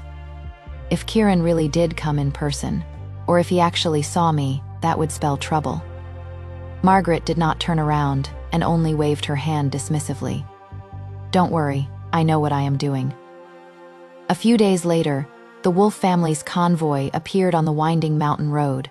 Just before they entered the mountains, Kelly and I had already taken a car to the nearest town to purchase supplies. At that very moment, in the back seat of one of the convoy vehicles, Kieran gazed at the endless winding mountains, his eyes filled with complex emotions. A few days earlier, when Kieran had ordered his people to intensify the search for my whereabouts, Brad had knocked on his door to deliver this quarter's charity inspection projects from the Wolf Family Foundation. Among the numerous projects, Kieran immediately spotted this orphanage nestled deep in the mountains. The Wolf family's funded projects mostly involved environmental protection and medical care for the poor. They rarely supported orphanages since too many others in their circle already did that, and they did not need to add to the crowd. It made more sense to use that money for other charitable causes that needed funding more desperately. However, just as Kieran was about to cross this project off the list, something suddenly occurred to him. So, he asked Brad for my hometown address. Brad remembered I had once asked him to mail something to an orphanage, the very same one listed in the project proposal. Kieran immediately put aside everything else and had Brad contact the orphanage's director to arrange an inspection and discuss specific investment details. Kieran's reason for doing this was simple. He wanted to ask Margaret about my whereabouts. Previously, Kieran had assumed I was just an orphan with no close friends or family, so he had never considered searching from that angle. Now that Kieran knew I had people close to me, he rushed here immediately, thinking they might know where I was. He believed that someone as sentimental as I was would not possibly avoid contacting these people. So a week later, Kieran's convoy arrived here. After several hours of bumpy roads, Kieran and his group finally reached the orphanage. Kieran bent down to exit the car and looked up at the newly renovated facility before him. Even though the orphanage had been completely transformed, he could still see traces of its former dilapidated state beneath the fresh exterior. Is this where Elise had grown up? For a moment, Kieran's eyes flickered with heartache. The entire inspection and negotiations went smoothly. Kieran immediately decided to provide the orphanage with $1 million annually, starting the month after that, ensuring all the orphans could afford college. The contract was signed without a hitch. Margaret, along with the teachers who had accompanied them, warmly invited the group to dine in the orphanage's newly built cafeteria. Throughout the tour, Kieran seemed to want to say something but held back. Margaret finally broached the topic herself. "Mr. Wolf, you want to ask me about Elise, don't you?"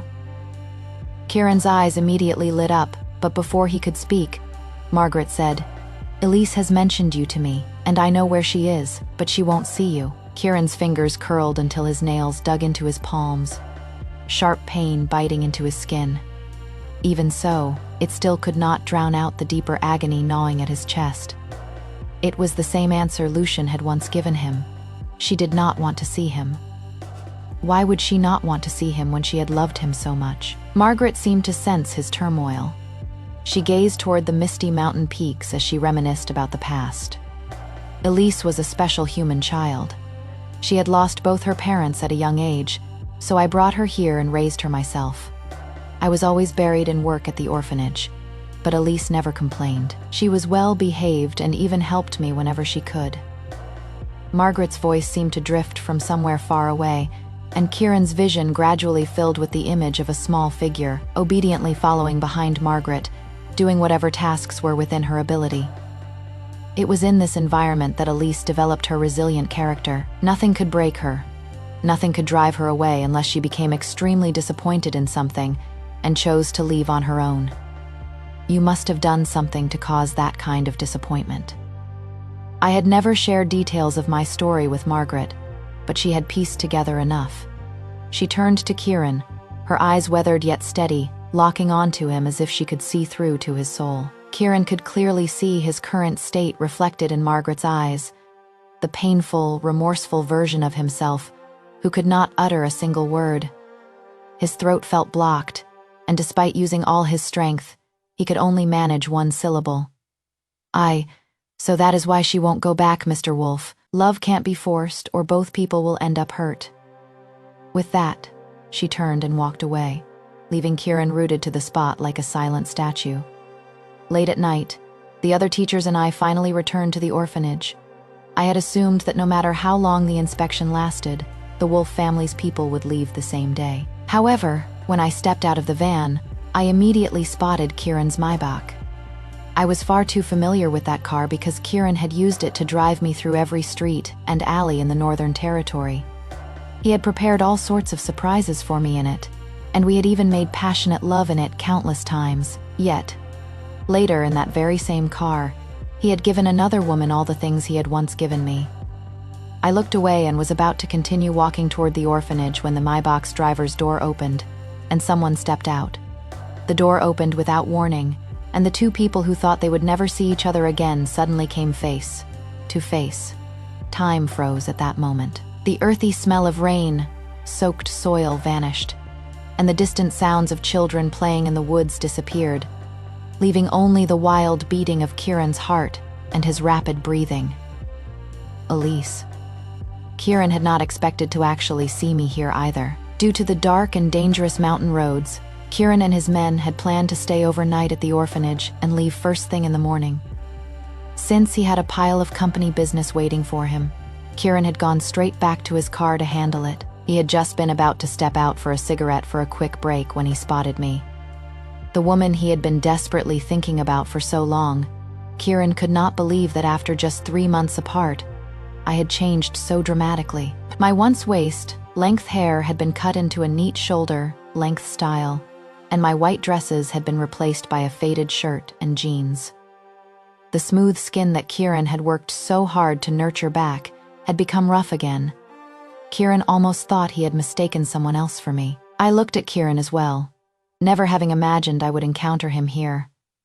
The moment I saw him, the grief buried deep in my heart surged back up my throat, and memories rewound like a tape being played backward, with those painful scenes replaying one by one in my mind. At last, the wind carried my voice to his ears. "Kieran, why do you still keep coming for me?" There was no sadness, no excitement, just an even tone that must have cut into Kieran's chest like the sharpest blade. Kieran staggered several steps backward, his spine slamming against the cold car door. Pain shot down his back. But strangely, it could not awaken the numbness spreading through him. Why had he come looking for me? It was because he wanted answers. Kieran wanted to know why I had suddenly abandoned him, why I had left without saying goodbye, and why everyone was preventing him from finding me. Most importantly, he wanted to ask if I still loved him, yet, when those words reached his lips, they refused to come out. After a long silence, Kieran finally said, "I want to take you home." He told me how he had discovered Cecilia's true nature and how he had dealt with her and Tyra. He spoke of his and the elders' regret. He described his own madness and breakdown during these months of searching for me. My fingers clutched my phone so tightly that my whole body trembled. It was not relief or grief. It was the sudden, brutal tearing away of a scar, a truth too long delayed. Now ripping open a scab that had never really healed, revealing the festering wound still raw beneath. It was too late. Everything was too late. I had long passed the point of needing the truth exposed, and I no longer needed Kieran's attempts at reconciliation or his regret. I said, "Kieran, I can't go back with you, and we can't return to how things were. You weren't wrong to bow to the elders and compromise, and having pups with Cecilia wasn't wrong either. Your mistake was building a new family with someone else while giving me empty promises, making me waste year after year of my youth by your side. Back then, when I saw you being intimate with her, I kept wondering if I was the other woman." "No, Elise, you weren't the other woman. You are the person I love most." Kieran repeatedly denied this. He instinctively reached for my hand, but I dodged aside. "But that was exactly how it was for me. You had pups with her, sealed a vow under the moon goddess, and lived like a true pair in every way. To everyone else, she was your mate. So, why did you come looking for me? There was already an impossibly wide distance between us that neither of us could cross, and I did not want to try crossing it again. Go back, Kieran. This isn't where you belong." Thunder rumbled across the horizon. I refused to argue further and turned toward my dorm. The second I reached my room, torrential rain began pouring outside. However, he still stood motionless in the storm. I frowned and was about to pull the curtains closed when someone began pounding frantically on my door. "Miss George, come out quickly. One of the students, Elliot Watts, is missing." I immediately threw the door open. "What did you say?" The mountain region had been experiencing continuous rain lately, and several slopes were at risk of landslides. Most of the villagers were elderly and children, left behind by family members working far away. For safety, the village chief had organized an evacuation, and the orphanage students had been kept on campus. However, somehow, one child had managed to slip away. Margaret was so worried she nearly fainted. She immediately reported for help and joined the search teams in a carpet search of the entire mountain village. Meanwhile, all the teachers, except a few who stayed to watch the other students, were also sent out to find the missing Elliot. After hearing this, my heart clenched with panic too, and I decided to go directly to Elliot's home with a male teacher, Morgan Swanson, to search there.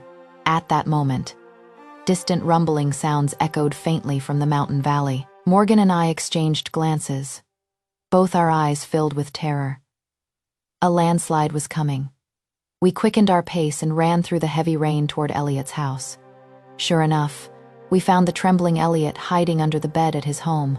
Without bothering to ask why he had run back here, I immediately picked him up to flee. However, Elliot struggled violently in my arms. "No, I don't want to go. My mom's still here." I looked down and saw Elliot clutching a pile of toys in his arms, with even more scattered at his feet. Then, I remembered that his mother had died, and these toys were the only things she had left him. I told Morgan to take Elliot and go, promising Elliot I would bring every single toy back to the orphanage. After Morgan left with Elliot, I quickly grabbed a sack and stuffed the toys inside. Just as I slung the bag over my shoulder, a landslide exploded through the window. Time froze, and terror gripped me. My vision was filled only with that murky, thick sludge mixed with broken wood and debris. It roared as it poured over the windowsill like the gates of hell opening wide. The putrid, earthy stench instantly flooding my nostrils and suffocating every breath. My mind went blank, and my body hollowed out as I slumped there, watching helplessly as the wave of death crashed toward me. Just then, a massive white wolf burst through the churning mud and chaos, lunging straight at me. My eyes flew wide open. Kieran, what is he doing here? The moment he charged in, his golden wolf eyes locked onto me in the corner. With a deep growl, he lowered his head and slammed his shoulder into my stomach, his power lifting me clean off the ground. The world spun as he tossed me across his back like luggage, then barreled toward a wooden door that led to the slope beyond. He smashed through it with bone, rattling force. The door shattered, but a sickening crack followed. Kieran's entire body jolted, and a muffled groan tore from between his clenched teeth. I froze in horror and looked down. My heart seemed to stop. A jagged wooden shard from the broken frame had pierced deep into his right side. Kieran! My hands scrambled to the wound, and hot, sticky blood soaked my palms. I pressed hard, but nothing could stop the steady rush of crimson pouring out of him. Yet Kieran acted as if the pain did not exist. He kept carrying me up the slope while the overwhelming mudslide swept up all the trees and rocks in its path behind us, chasing us relentlessly. I did not know how long it lasted, but finally the roar of the landslide faded into the distance. We were safe, or so I thought. Suddenly, the world tilted again. Kieran, who had been carrying me, could no longer hold on. His massive body collapsed heavily toward the ground, but he still carefully protected me in his embrace. Kieran. Just then, I heard the sharp roar of a helicopter echo in the distance. Help! I tore off my jacket and waved it frantically with both arms toward the search and rescue helicopter in the distance. Soon after, Kieran and I were airlifted to the nearest hospital. The moment we landed, medical staff rushed him on a gurney straight to the operating room. I heard doors slamming, and I had forms to sign and fingerprints to press. My head was spinning as I stumbled through it all under the medical staff's guidance. Once everything was done, I could not hold on anymore and collapsed, everything going black as I hit the floor. "Hey, someone get over here. We've got another person down," a voice shouted. When I came to, it was already the next day, and the nurse filled me in on everything. Kieran's surgery had been a complete success, and he had been moved to a regular room. Unfortunately, the massive blood loss combined with exhaustion had triggered a relapse of an old condition, and no one could say when he might wake up. He could regain consciousness the next day, or he might never wake up at all. My heart sank when I heard that. Regardless of everything else, he had saved my life, and I owed it to him to at least check on him. The moment I pushed open the door to his room, the sharp smell of disinfectant hit me like a wall. I stood frozen in the doorway for what felt like forever before finally walking in and settling into the chair beside Kieran's bed. Right after I woke up, Morgan brought Elliot to apologize to me. The landslide had come so suddenly, and his elderly grandparents had simply forgotten to grab his toy in their rush to evacuate. When the little boy realized what had happened, he panicked and snuck out of the orphanage, never imagining he would nearly cost 2 people their lives. His grandparents had given him quite the scolding afterward. Morgan also told me that because of this incident, Margaret had ramped up safety education and made Elliot read an apology in front of everyone. It was meant to teach him a lesson that when disaster strikes, nothing would matter more than staying alive. I did not say much. I just handed Elliot back his rescued toy and told him never to do anything so dangerous again before sending him back with Morgan. The whole ordeal was finally over, except for Kieran, who still had not woken up. As I stared at Kieran's sleeping form, I could not quite put my finger on what I was feeling. Before Morgan left, he had told me that he had run into Kieran while carrying Elliot back to the orphanage. Kieran had heard about the search and immediately rushed after us. Since he was not familiar with the mountain village, he had gotten lost several times before finally tracking us down. By the time he found Morgan and Elliot, he was soaked through and covered in cuts from falling, but all he could think about was getting to me as fast as possible. Morgan had ended the story with a thoughtful sigh, saying he did not know exactly what my relationship with Kieran was, but it was obvious that the guy loved me. A bitter smile tugged at my lips as I remembered his words. There was no denying that Kieran really did love me, both before and during this landslide disaster. However, it did not erase the fact that he had lain with another woman, fathered her children, and taken vows under the moon goddess, all while telling me to wait. I had waited too long. That was why I finally walked away. Even now, I felt like I should have left much sooner. I should have walked away the moment Kieran gave in and slept with Cecilia, instead of softening when he dropped to his knees, crying, slapping himself, and begging me to stay. All that waiting had done was cause me more pain. Thank goodness, I finally found the strength to leave and slowly began healing from that toxic relationship. However, Kieran had come looking for me again. He said he was wrong, that he regretted everything. He claimed he had gotten rid of both Cecilia and Tyra, and that he wanted to win me back. The thing Kieran never seemed to consider was that while the Donati family might have shipped Cecilia off to fend for herself abroad, Tyra was still very much around. They would have to face each other eventually. And what if he went soft on her again? Besides, just thinking about Tyra brought back all those horrible memories. It was like money pulled from a dung heap. No matter how much it was worth, it would always stink.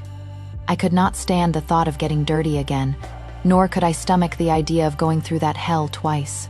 No matter how badly Kieran got hurt trying to save me, I would not go back to him. On the 3rd day of Kieran's coma, Lucian rushed to the mountain village after hearing about the accident. In just 3 months, the proud, untouchable man now looked completely worn down, with exhaustion etched in the lines around his eyes and a much gentler tone when he spoke to me. For the first time, he bowed his head and apologized. Maybe it was karma finally catching up. The Wolf family had been hit with several financial crises recently, and now Kieran was lying here unconscious. By the end of our conversation, Lucian was wiping tears from his eyes. He said he was not asking for my forgiveness, just begging me not to hold a grudge against Kieran anymore, since all of this mess was really the elders' fault. I listened quietly to Lucian without saying a word.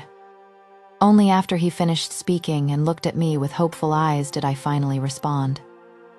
I'll never forgive you all for what has happened, but I won't hold on to the grudge either. I have my own life to live, and I don't want to waste any more time on this mess. Lucian stayed silent for a long while before he let out a heavy sigh. Then, He pulled a worn journal from his bag. I recognized it immediately. It was the very first gift I had bought Kieran with the money I earned from my part-time job when we had just started dating. Back then, Kieran had been so excited. He promised he would treasure the journal and fill it with every moment we shared. He said he wanted to show it to our future pups someday, so they would know how much their parents loved each other. After you left, Kieran went a little crazy.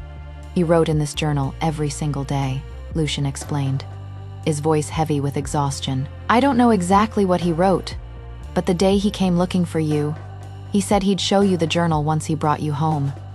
Since he can't do that now, I think you should have it. If you can, take a look. With that, Lucian left and stepped into Kieran's hospital room. I sat there staring at the journal in my lap, feeling its weight like a stone in my hands. After what felt like an eternity, I slowly opened the yellowed pages of the old journal. The 20th of March, 2018. Today, Elise and I made it official. This journal is her first gift to me. I am so happy and excited. I'll treasure it, just as I'll treasure her, and I'll never let her down. For the next 3 years, Kieran kept that promise. Every page overflowed with his deep love for me, from small gestures, like a single rose, to grand displays, like fireworks lighting up the entire sky. However, that love came to an abrupt halt the day we tried to run away together, the 12th of June, 2021. I knew the elders were completely against our relationship, but I never imagined they'd go so far as to threaten mass suicide. These are the men who raised me, and Elder Lucian has been like a father to me. I can't just watch him die. Maybe Elise understood how impossible my situation was, because she offered to break up with me. But I can't accept it. I can't let go of the 3 years we've built together. If she really leaves me, I'll lose my mind. So that was the day he had convinced me to run away with him, though we had ultimately failed. After that, several pages sat completely blank. Then scattered entries appeared, filled with pain, anger, and helplessness. I knew it was during the time they forced him to lie with Cecilia and give the family heirs. I flipped ahead a few more pages and found 2 pages completely torn through by massive letters. Elise, I am sorry. That must have been the day he finally gave in to the Elders' Council and compromised everything we had. From that moment on, my nightmare had truly begun. For a full 1.5 years, the journal remained completely blank. It was not until the day Kieran came to find me in the mountain village that his handwriting appeared again, this time responding to my goodbye letter. Elise, I am so sorry. I know you've suffered so much over these years while I kept asking you to just hang on a little longer. At first, I thought I could just get it over with quickly. Take care of her, sleep with her, get her pregnant, and then we'd both be free. But after Tyra was born, my heart started changing. She was my first pup, and knowing she'd never even get to meet her father, I got soft and agreed to spend more time with her. Later, the elders decided a daughter wasn't enough. They wanted me to have a son, too. Cecilia pretended she retry. Cecilia pretended she wanted to help me, dragging me to bed right after she finished recovering from childbirth. My heart went soft again, thinking about this woman who wanted nothing official, who was willing to sacrifice her body for me like that. I felt guilty and tried to be kinder to her during that time, but every moment of weakness just turned into knives stabbing straight into your heart, which must have been why you left so decisively. I've always wondered, if I hadn't given in that day, would we have had a completely different ending? We could have gotten married, had pups of our own, and traveled to anywhere you wanted to go instead of ending up like this. But I know it is too late now. All I can do is try to make it up to you somehow. Maybe someday you'll soften up and forgive me. The clock on the wall ticked through a full hour before I finally closed the journal. Just then, a group of medical staff wheeled Kieran out on a gurney. Lucian planned to take him back north for treatment, where the facilities were better, and his chances of waking up would be higher. It might be the last time I would ever see Kieran. I handed the journal back to Lucian with steady hands. Elder Lucian, if he ever wakes up, please give him a message for me. Tell him that everything from the past ends here. From now on, We're like two parallel lines that will never cross, and we will never meet again. Without another glance at Lucian or the unconscious Kieran on the gurney, I turned and walked firmly in the opposite direction. I was ready to start my new life. This was our final goodbye, and we would never see each other again. The weeks that followed blurred together like watercolors bleeding in rain. I threw myself into teaching with a ferocity that surprised even Margaret. Every morning, I woke before dawn to prepare lessons. Every evening, I stayed late to tutor struggling students. On weekends, I organized hiking trips and nature lessons, teaching the children about the medicinal herbs that grew wild in these mountains. If I kept myself busy enough, I could almost forget the hollow ache in my chest. Almost, Kelly noticed first. "Elise, you are working yourself to exhaustion. When was the last time you actually slept through the night?" I smiled and deflected, claiming I was simply passionate about my work. But the truth was that sleep brought dreams, and dreams brought memories I was desperately trying to outrun. Sometimes I dreamed of Kieran's hands, gentle as they braided my hair. Sometimes I saw his wolf form, magnificent under the moonlight, as he howled his love to the sky. And sometimes, in the cruelest dreams, I relived that moment in the living room when his lips touched Cecilia's skin, while I stood frozen in the doorway, my heart shattering into 1,000 irreparable pieces. I would wake gasping, tears streaming down my face, my pillow soaked with grief I refused to acknowledge during daylight hours. Margaret worried too. She would watch me with those knowing eyes that had seen me grow from a frightened orphan into a woman and back into something fragile and broken again. One evening, she found me in the herb garden, my hands deep in the soil, pulling weeds with mechanical precision. "Elise," she said softly, settling beside me on the ground despite her creaking knees. "You can't run from heartbreak forever. Eventually, you have to face it." "I am not running," I lied, my voice steady even as my hands trembled. "I am building a new life, by burying yourself in work, by refusing to acknowledge what you are feeling." Margaret's weathered hand covered mine, stilling my frantic movements. "Sweetheart, healing doesn't mean forgetting. It means accepting what happened and choosing to move forward anyway." Tears pricked my eyes, but I blinked them back furiously. "I can't, Miss Lott. If I let myself feel it all, if I actually acknowledge how much he hurt me, I am afraid I'll drown." "Then let yourself drown for a moment," she said gently. "Let it wash over you and then come up for air. That is how you survive heartbreak, not by pretending it doesn't exist." That night, alone in my small room, I finally allowed myself to grieve.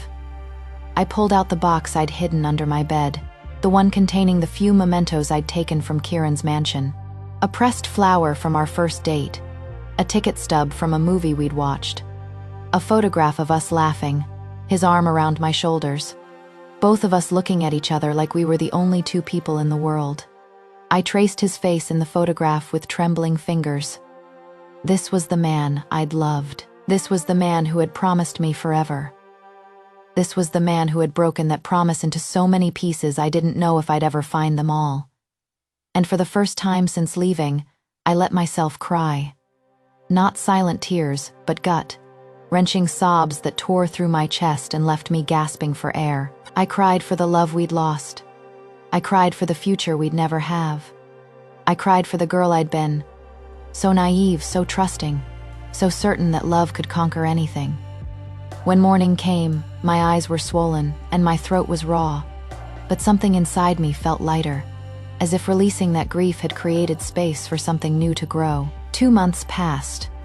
The leaves began to turn gold and red, painting the mountain in autumn's vibrant palette. The children prepared for their annual harvest festival, and I threw myself into helping them create costumes and decorations. I was hanging paper lanterns in the courtyard when my phone buzzed, an unknown number.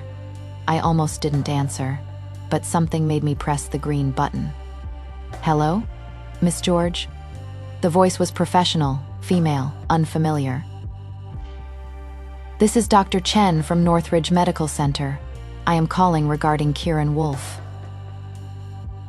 My heart stopped. The lantern slipped from my fingers, swinging wildly on its string.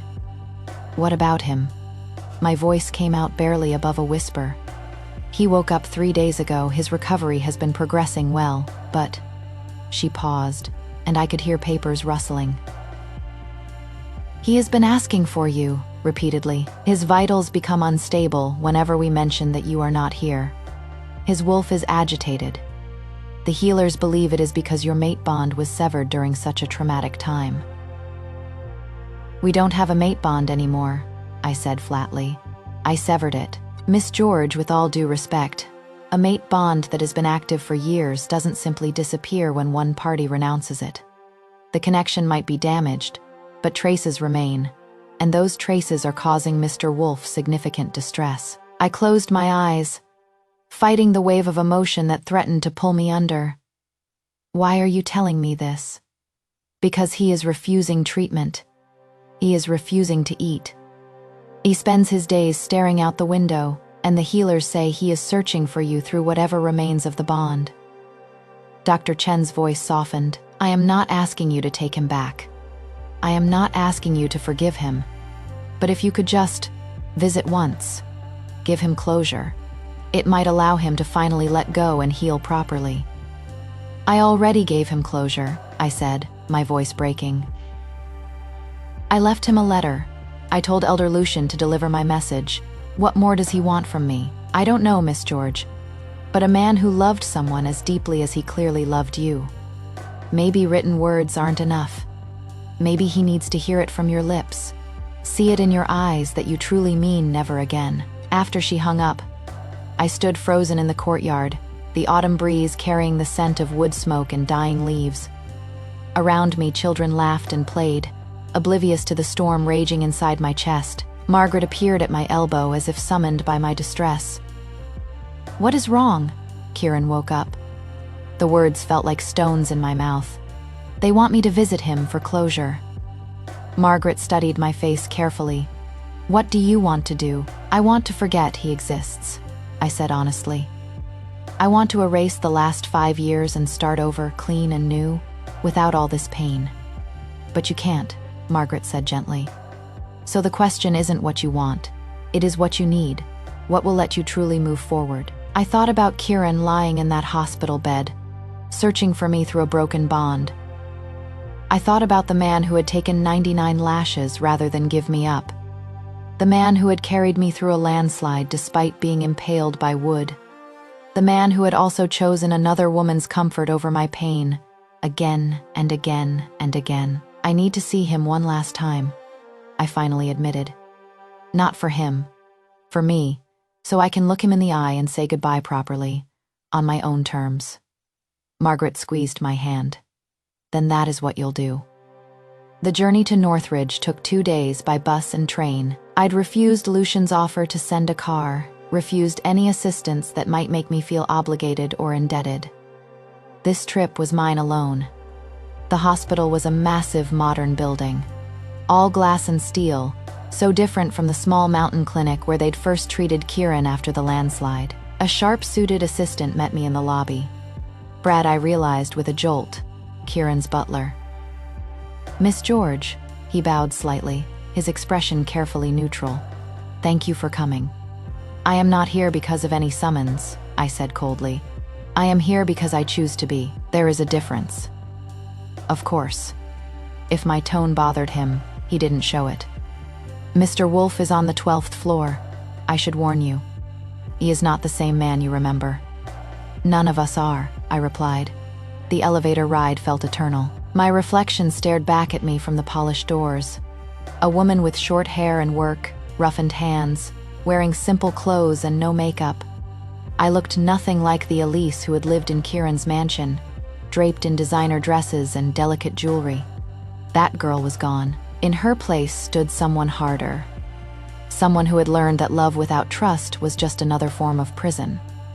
Brad led me to a private room at the end of a quiet corridor. He paused with his hand on the door handle. He doesn't know you are coming, we thought. It would be better as a surprise. Or a shock, I muttered. Brad's lips twitched in what might have been sympathy. Then he opened the door and stepped aside. The room was bright with afternoon sunlight streaming through floor to ceiling windows. Medical equipment beeped softly, and there, in the bed, was Kieran. My breath caught. He'd lost weight. His face was gaunt, his cheekbones sharp beneath skin that had lost its healthy glow. His hair, usually so carefully styled, fell limply across his forehead. But it was his eyes that struck me most. Those golden wolf eyes that had once blazed with passion and possessiveness now looked hollow, haunted. He was staring out the window, his expression distant. When I entered, he didn't turn, didn't seem to register the door opening. "Kieran," I said quietly. His entire body went rigid, slowly, as if afraid the movement might shatter an illusion. He turned his head toward me. For a long moment, we simply stared at each other across the expanse of the hospital room. I watched emotions flicker across his face. Disbelief, hope, pain, longing, each one hitting me like a physical blow. Elise. My name was a broken prayer on his lips. "You came. I came to say goodbye properly," I said, keeping my voice steady, despite the tears threatening to spill. "They said you wouldn't heal unless you had closure, so here I am. Let's get this over with." He flinched as if I'd struck him. "Get it over with," he repeated hollowly. "Is that really all this is to you?" "What else should it be?" I challenged, stepping further into the room but maintaining careful distance. "Did you expect me to run to your bedside and confess that I've been miserable without you, that I forgive everything and want to start over?" "No," he said quietly. "I didn't expect that. I don't deserve that." "You are right. You don't." Silence fell between us, heavy and suffocating. Kieran's hands twisted in the hospital blanket, his knuckles white with tension. "Why did you come then?" he finally asked. "If you truly want nothing to do with me, why not just stay away?" "Because I needed to see with my own eyes that you are alive and healing. Because I needed to say these words to your face instead of through messengers and letters." I took a deep breath, steeling myself. "Kieran Wolf, I release you from any obligation you feel toward me. I release you from guilt, from regret, from whatever broken pieces of our bond remain. You saved my life during that landslide, and for that, I am grateful. That debt is paid." Debt. His voice rose. Anger finally flickering to life in those dead eyes. "You think I saved you? You think any of this has been about obligation? Hasn't it?" I shot back. "You felt obligated to the elders, to the pack, to Cecilia's pups. Every choice you made, every time you hurt me, it was because of obligation. So yes, I think that is exactly what this is." "You are wrong." He tried to sit up, grimacing with pain, but pushed through it. "Every terrible choice I made was out of fear and cowardice, not obligation. I was afraid of losing the family who raised me, afraid of watching them die because of my selfishness, afraid that if I truly defied them, they'd find a way to hurt you worse than I ever could." "So you hurt me yourself instead," I said bitterly. "How noble." "There is nothing noble about what I did." Tears began streaming down his face, and the sight of this powerful alpha crying so openly made something crack inside my chest. I was a coward. I chose the easier path. I told myself I was protecting you while I was actually destroying you. Every compromise, every wait just a little longer. I was killing us slowly rather than fighting for us properly. "Yes," I agreed, my own tears falling now. "You were, and I enabled it by staying, by believing your promises, by letting you treat me like I was expendable." "You were never expendable." His voice broke. "You were everything. You are everything. When I woke up and you weren't here, when they told me you'd moved on, it felt like dying. My wolf howls for you every night. The healers say I am not recovering properly because part of me is still trying to reach you through a bond that no longer exists." "Then stop reaching," I said firmly, even as my heart shattered all over again. "Stop searching for me. Stop hoping. Let me go, Kieran, for both our sakes. Finally let me go." "I can't," The words were anguished. I've tried. God knows I've tried.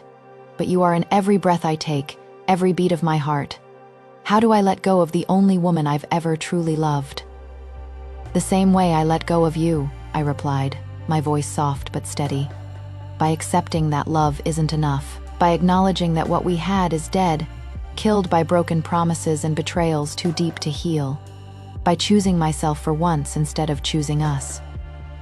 I moved closer then, close enough to see the gray threaded through his dark hair, the fine lines around his eyes, the way his hands trembled on the blanket, close enough to remember every reason I'd loved him, and every reason I'd left.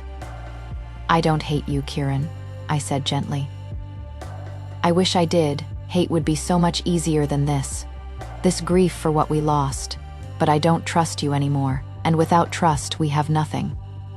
What if I could earn it back? His hand reached out, stopping just short of touching me, seeking permission. What if I spent the rest of my life proving that you can trust me again? The rest of your life is a very long time, I said sadly. Centuries, maybe for an alpha. I am human, Kieran. I have maybe 60 good years left if I am lucky. I can't spend them waiting again, hoping again, giving you chances to break me again. Then don't wait. His voice turned urgent, desperate. Come back now, live with me now. Let me show you every single day that I've changed. Have you? I challenged. Or are you just saying what you think I want to hear? Where is Tyra right now, Kieran? He hesitated, and that hesitation told me everything. She is with the Donati family, he finally admitted. Giselle is raising her. I haven't seen her since that day at the hospital. Your daughter, I said flatly.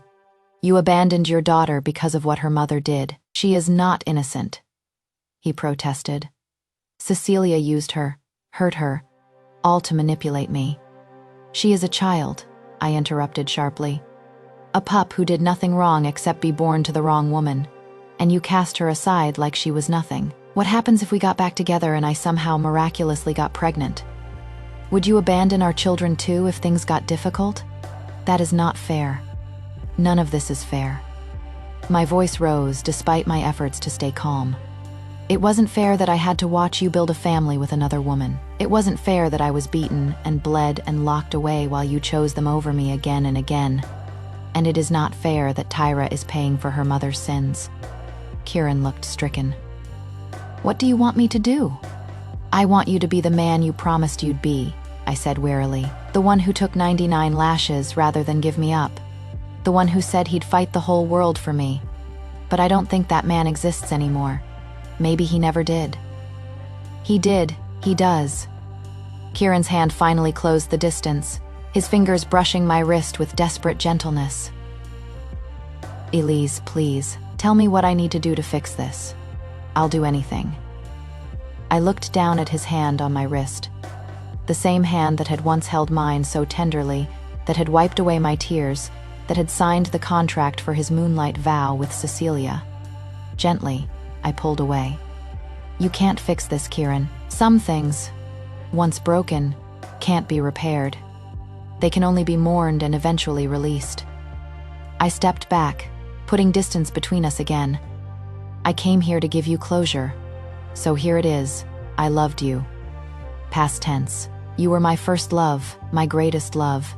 And you destroyed that love through 1,000 small betrayals and compromises. I don't blame you for choosing your family when they threatened to die. I don't even blame you for having pups with Cecilia when the elders demanded it. But I do blame you for making me wait in limbo while you built a life with her. I blame you for not believing me when I told you I was innocent. And I blame you for putting your guilt and your duty above my pain over and over and over again. Tears streamed down his face unchecked now. I am sorry, God, Elise. I am so sorry. I know you are, but sorry doesn't give me back the years I wasted. Sorry doesn't erase the memory of you kissing her, touching her, choosing her. I wiped my own tears away roughly. I hope you heal. I hope you find peace. But I can't be part of that healing, and I can't be your path to redemption. You'll have to find those things on your own. So this is really goodbye, he said hollowly. Forever. Yes, I confirmed, even though the word felt like swallowing glass. This is goodbye forever. I turned to leave, my hand on the door handle, when his voice stopped me one last time. Elise, I didn't turn around. I couldn't. If I saw his face again, I might break. Thank you, he said quietly, for loving me when I didn't deserve it, for staying as long as you did, and for having the strength to walk away when I was too selfish to let you go. My hand tightened on the door handle. Goodbye, Kieran Wolfe. Goodbye, Elise George.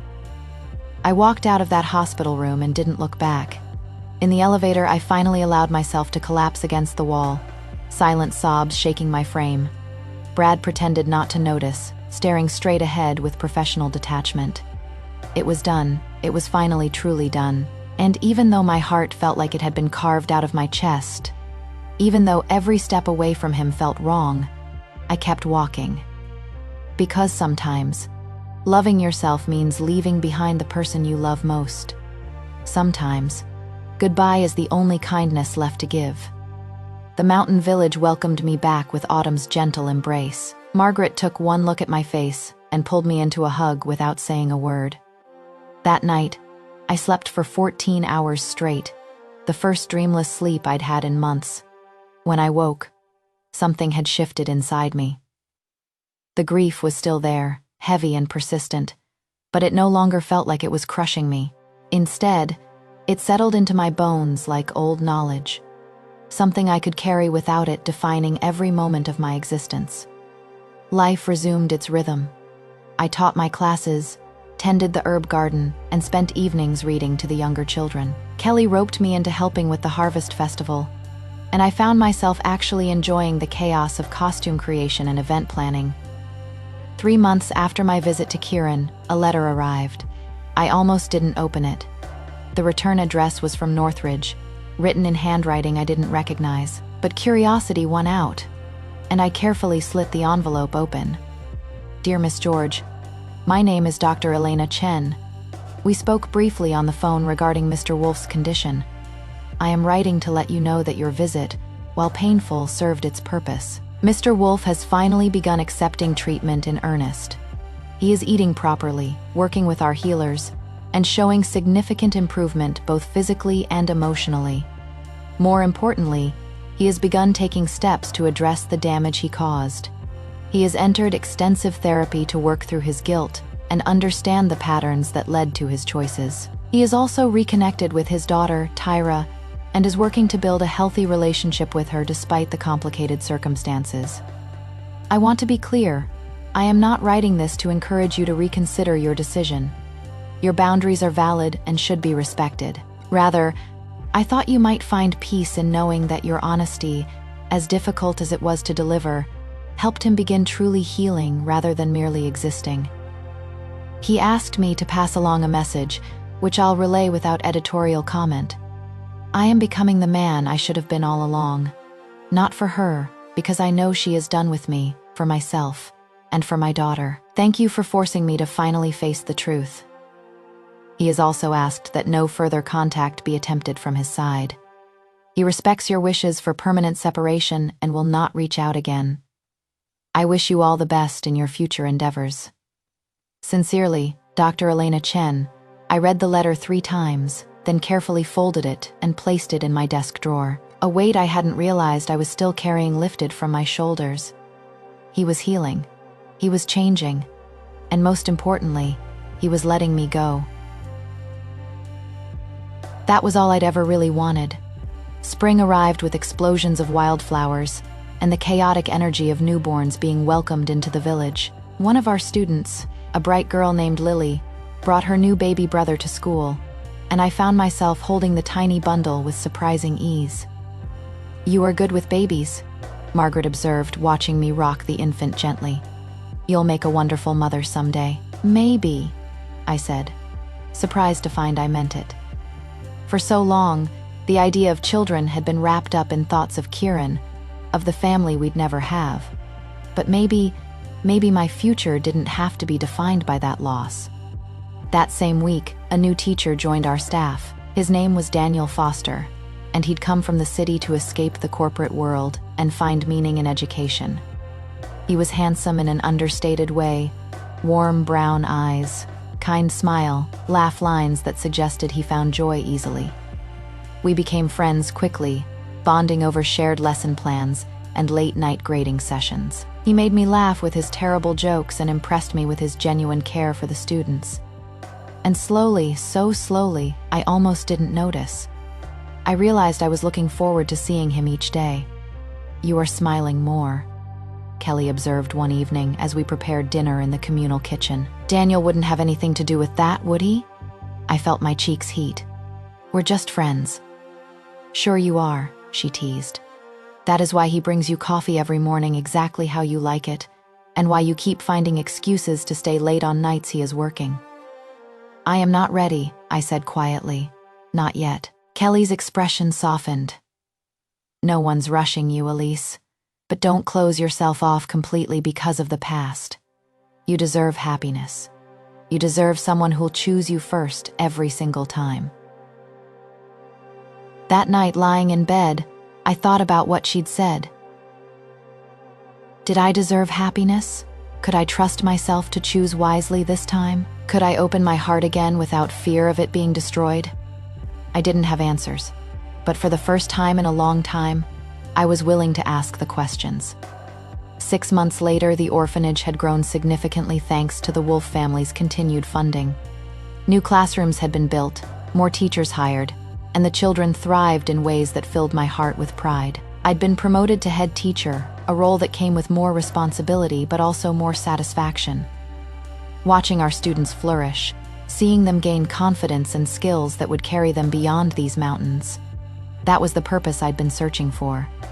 Daniel and I had moved beyond friendship into something tender and new. We took things slowly, both carrying our own scars and determined not to rush.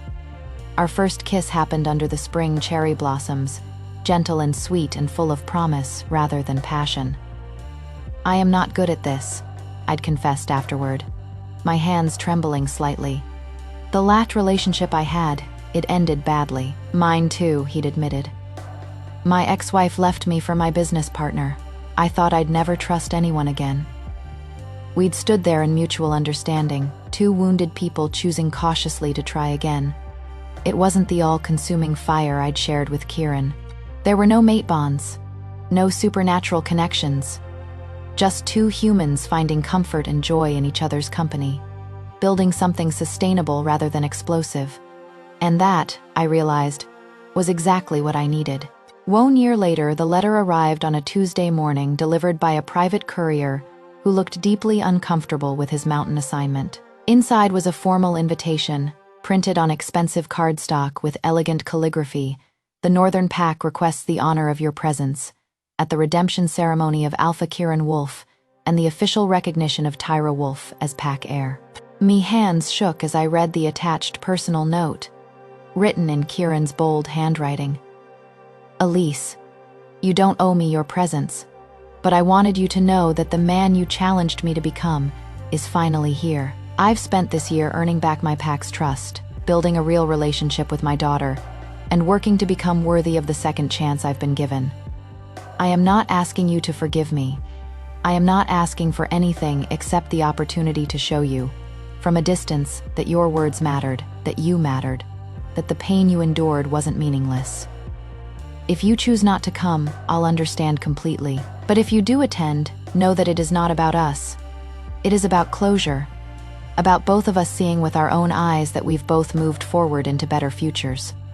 With respect and eternal gratitude."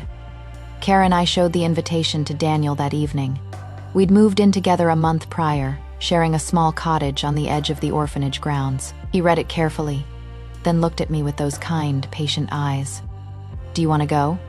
"I don't know," I admitted. "Part of me says I should stay away, that going back could undo all my healing. But another part wants to see if he really has changed, if the pain had any meaning." "Then go," Daniel said simply. "I trust you, Elise. And I trust that whatever you are feeling, you are self-aware enough to handle it. If you need closure, get it.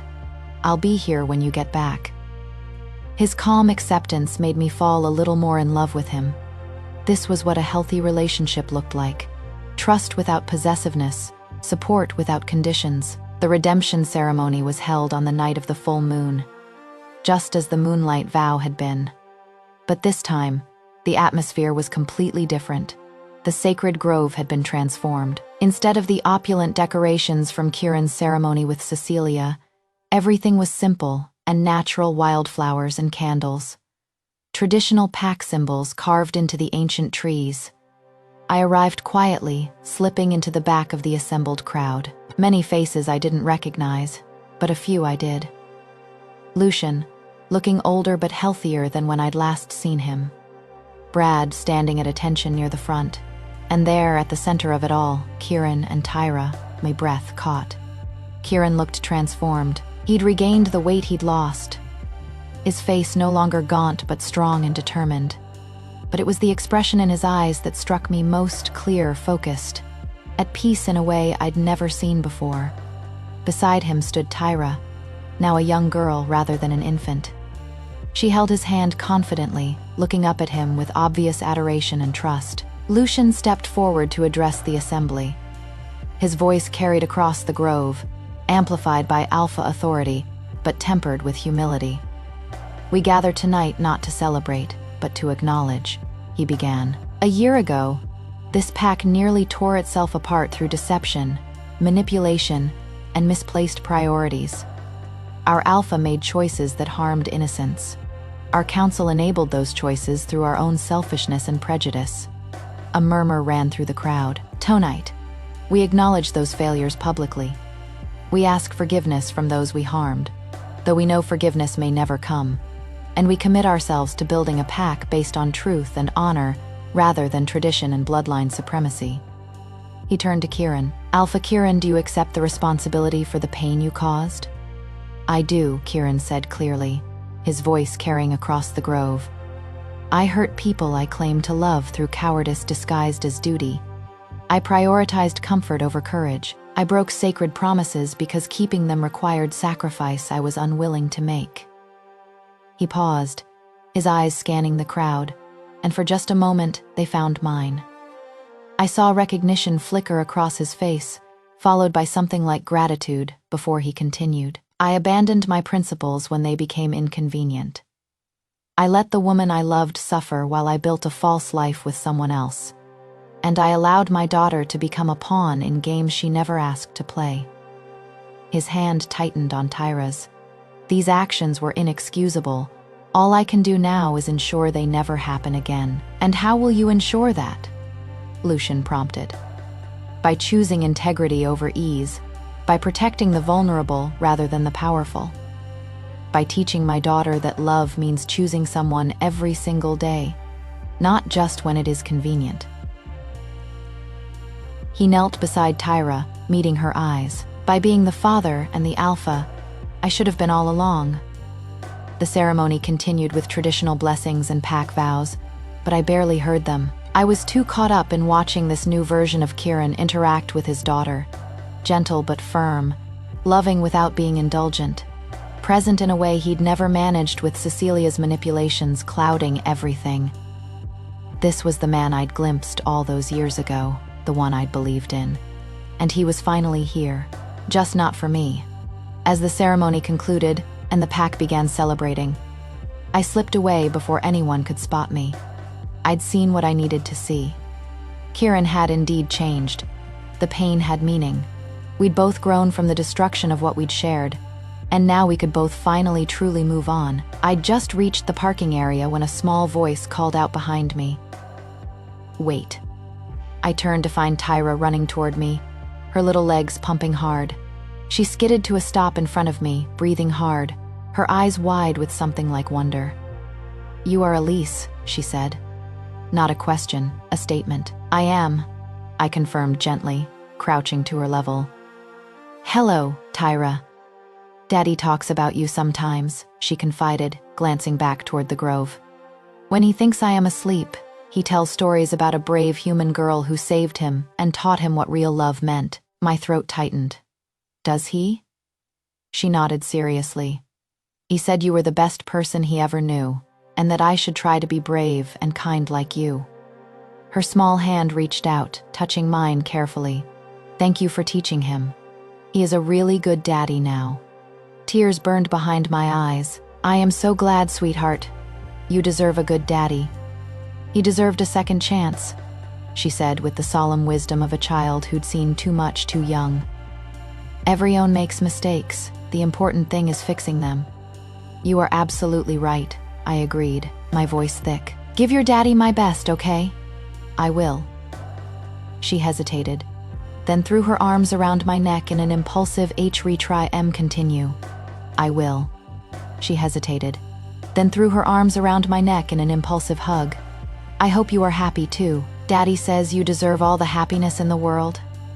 I hugged her back, this innocent child who carried Kieran's eyes and his capacity for love. "I am happy, Tyra. I really am." She pulled back with a brilliant smile, then turned and ran back toward the grove, her ceremonial dress fluttering behind her like wings.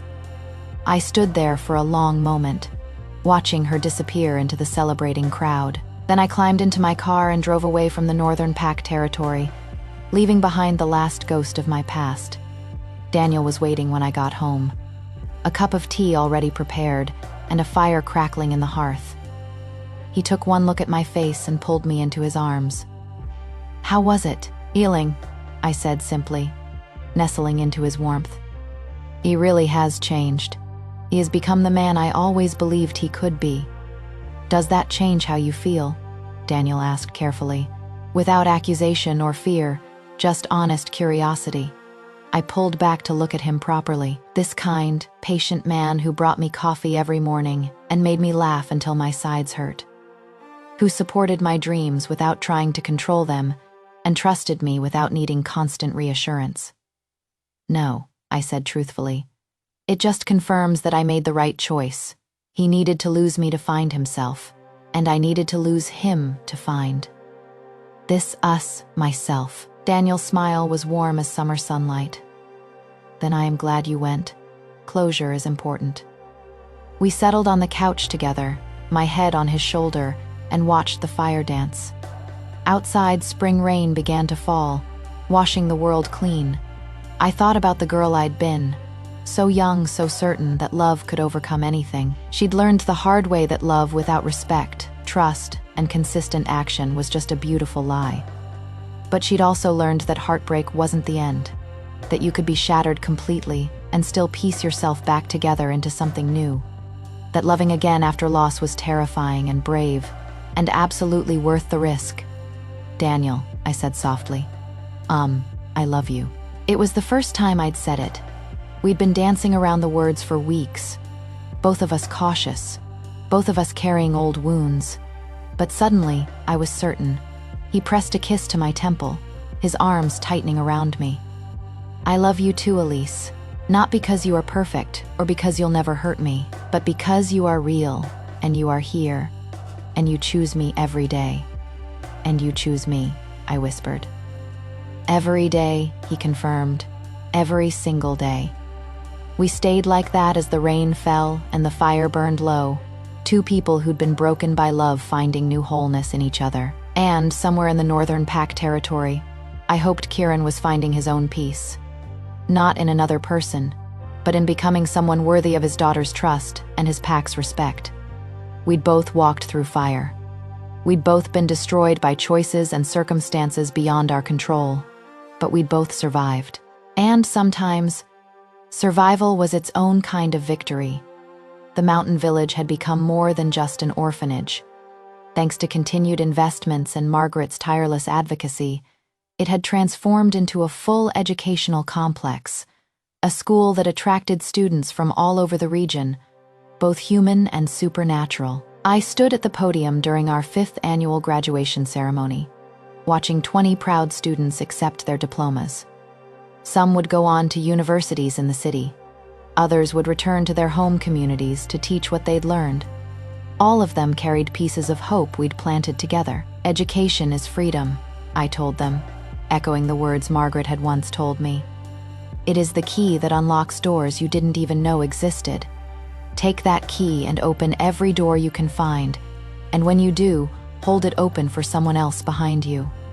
Applause filled the courtyard. I saw Margaret in the front row, older now but still fierce, beaming with pride. Daniel sat beside her, our 3-year-old daughter, Maya, bouncing on his lap. Kelly was there with her new husband, and dozens of other teachers and village families who'd become like family. This was my life now, full of purpose and love, and the kind of happiness that came from building rather than destroying. After the ceremony, as families mingled and celebrated, a courier approached. My stomach clenched automatically, old instincts dying hard, but the envelope he handed me bore unfamiliar markings. "From the Western Pack," he explained. "They're hoping to establish a similar educational program and wanted to consult with your team." Just business then. I accepted the envelope with thanks and tucked it into my bag to review later. "Mama." Maya came running over, her dark curls bouncing, her golden eyes, inherited from her father's distant wolf ancestry, sparkling with excitement. "Did you see me throw flowers?" She'd been our ceremony's flower girl, a role she'd taken very seriously despite her young age. "I did, sweetheart, you were perfect." Daniel joined us, scooping Maya up with one arm and pulling me close with the other. "Ready to head home? I am making your favorite for dinner." "Sounds perfect," I said, leaning into him. As we walked toward our car, Maya chattering about the ceremony and Daniel listening with patient attention, I felt a presence behind us. I turned to find Brad standing a respectful distance away. My heart stuttered, but I kept my expression calm. "Brad, Miss George, or should I say Mrs. Foster now?" He smiled slightly. "Congratulations on your marriage, and your daughter is beautiful." "Thank you." I studied his face, looking for signs of trouble. "Is everything all right? Does Kieran?" "Mr. Wolf is well," Brad interrupted gently. "Very well, actually. He is thriving as alpha, and Miss Tyra is growing into a remarkable young woman. She starts secondary school this fall." I am glad to hear it. And I was. Whatever anger I'd once carried had long since dissolved into something softer, not forgiveness exactly, but acceptance.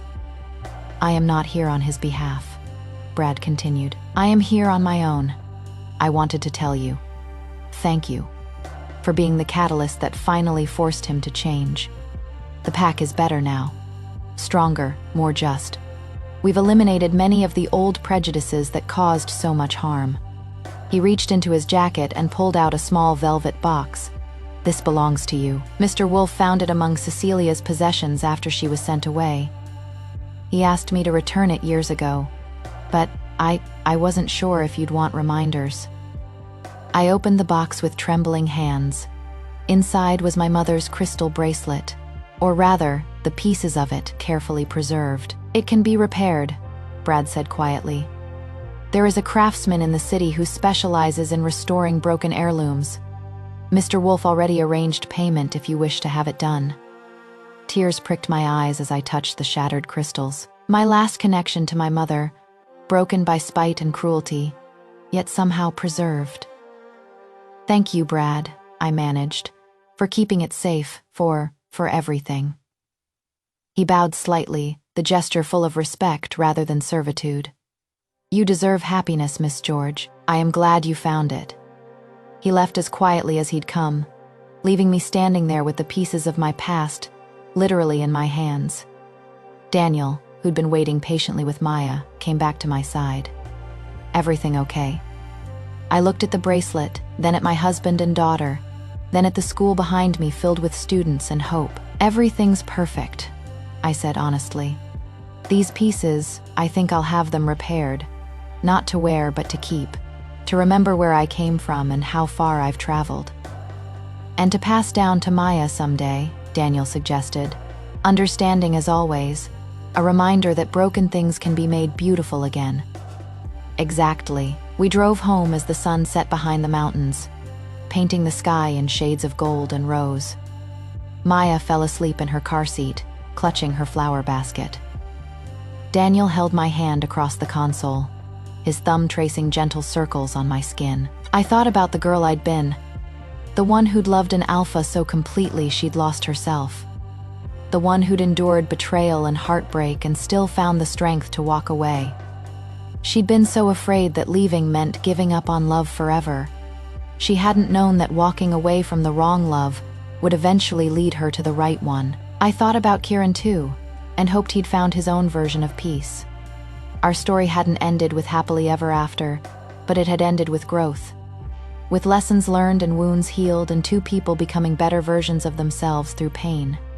That was its own kind of love story, not the kind they write songs about, but the kind that changes you fundamentally, that teaches you who you are and what you deserve. As we pulled up to our cottage, our home full of laughter and books and Maya's scattered toys, I felt a sense of completeness I'd never experienced before. This was where I belonged, not in a grand pack mansion, waiting for promises that would never be kept. But here, in this small corner of the world I'd built with my own hands and filled with my own choices. The mate bond I'd shared with Kieran had been powerful, magnetic, all-consuming. The love I shared with Daniel was quieter, steadier, built on trust and mutual respect rather than supernatural destiny. And I wouldn't trade it for anything. That night, after Maya was tucked into bed and Daniel was in his study grading papers, I took the broken bracelet to my desk. The moonlight streaming through the window made the crystals sparkle even in their fractured state. I'd have it repaired, yes, but I'd also remember it like this: shattered but still beautiful, broken but preserved, destroyed but not discarded. Just like me,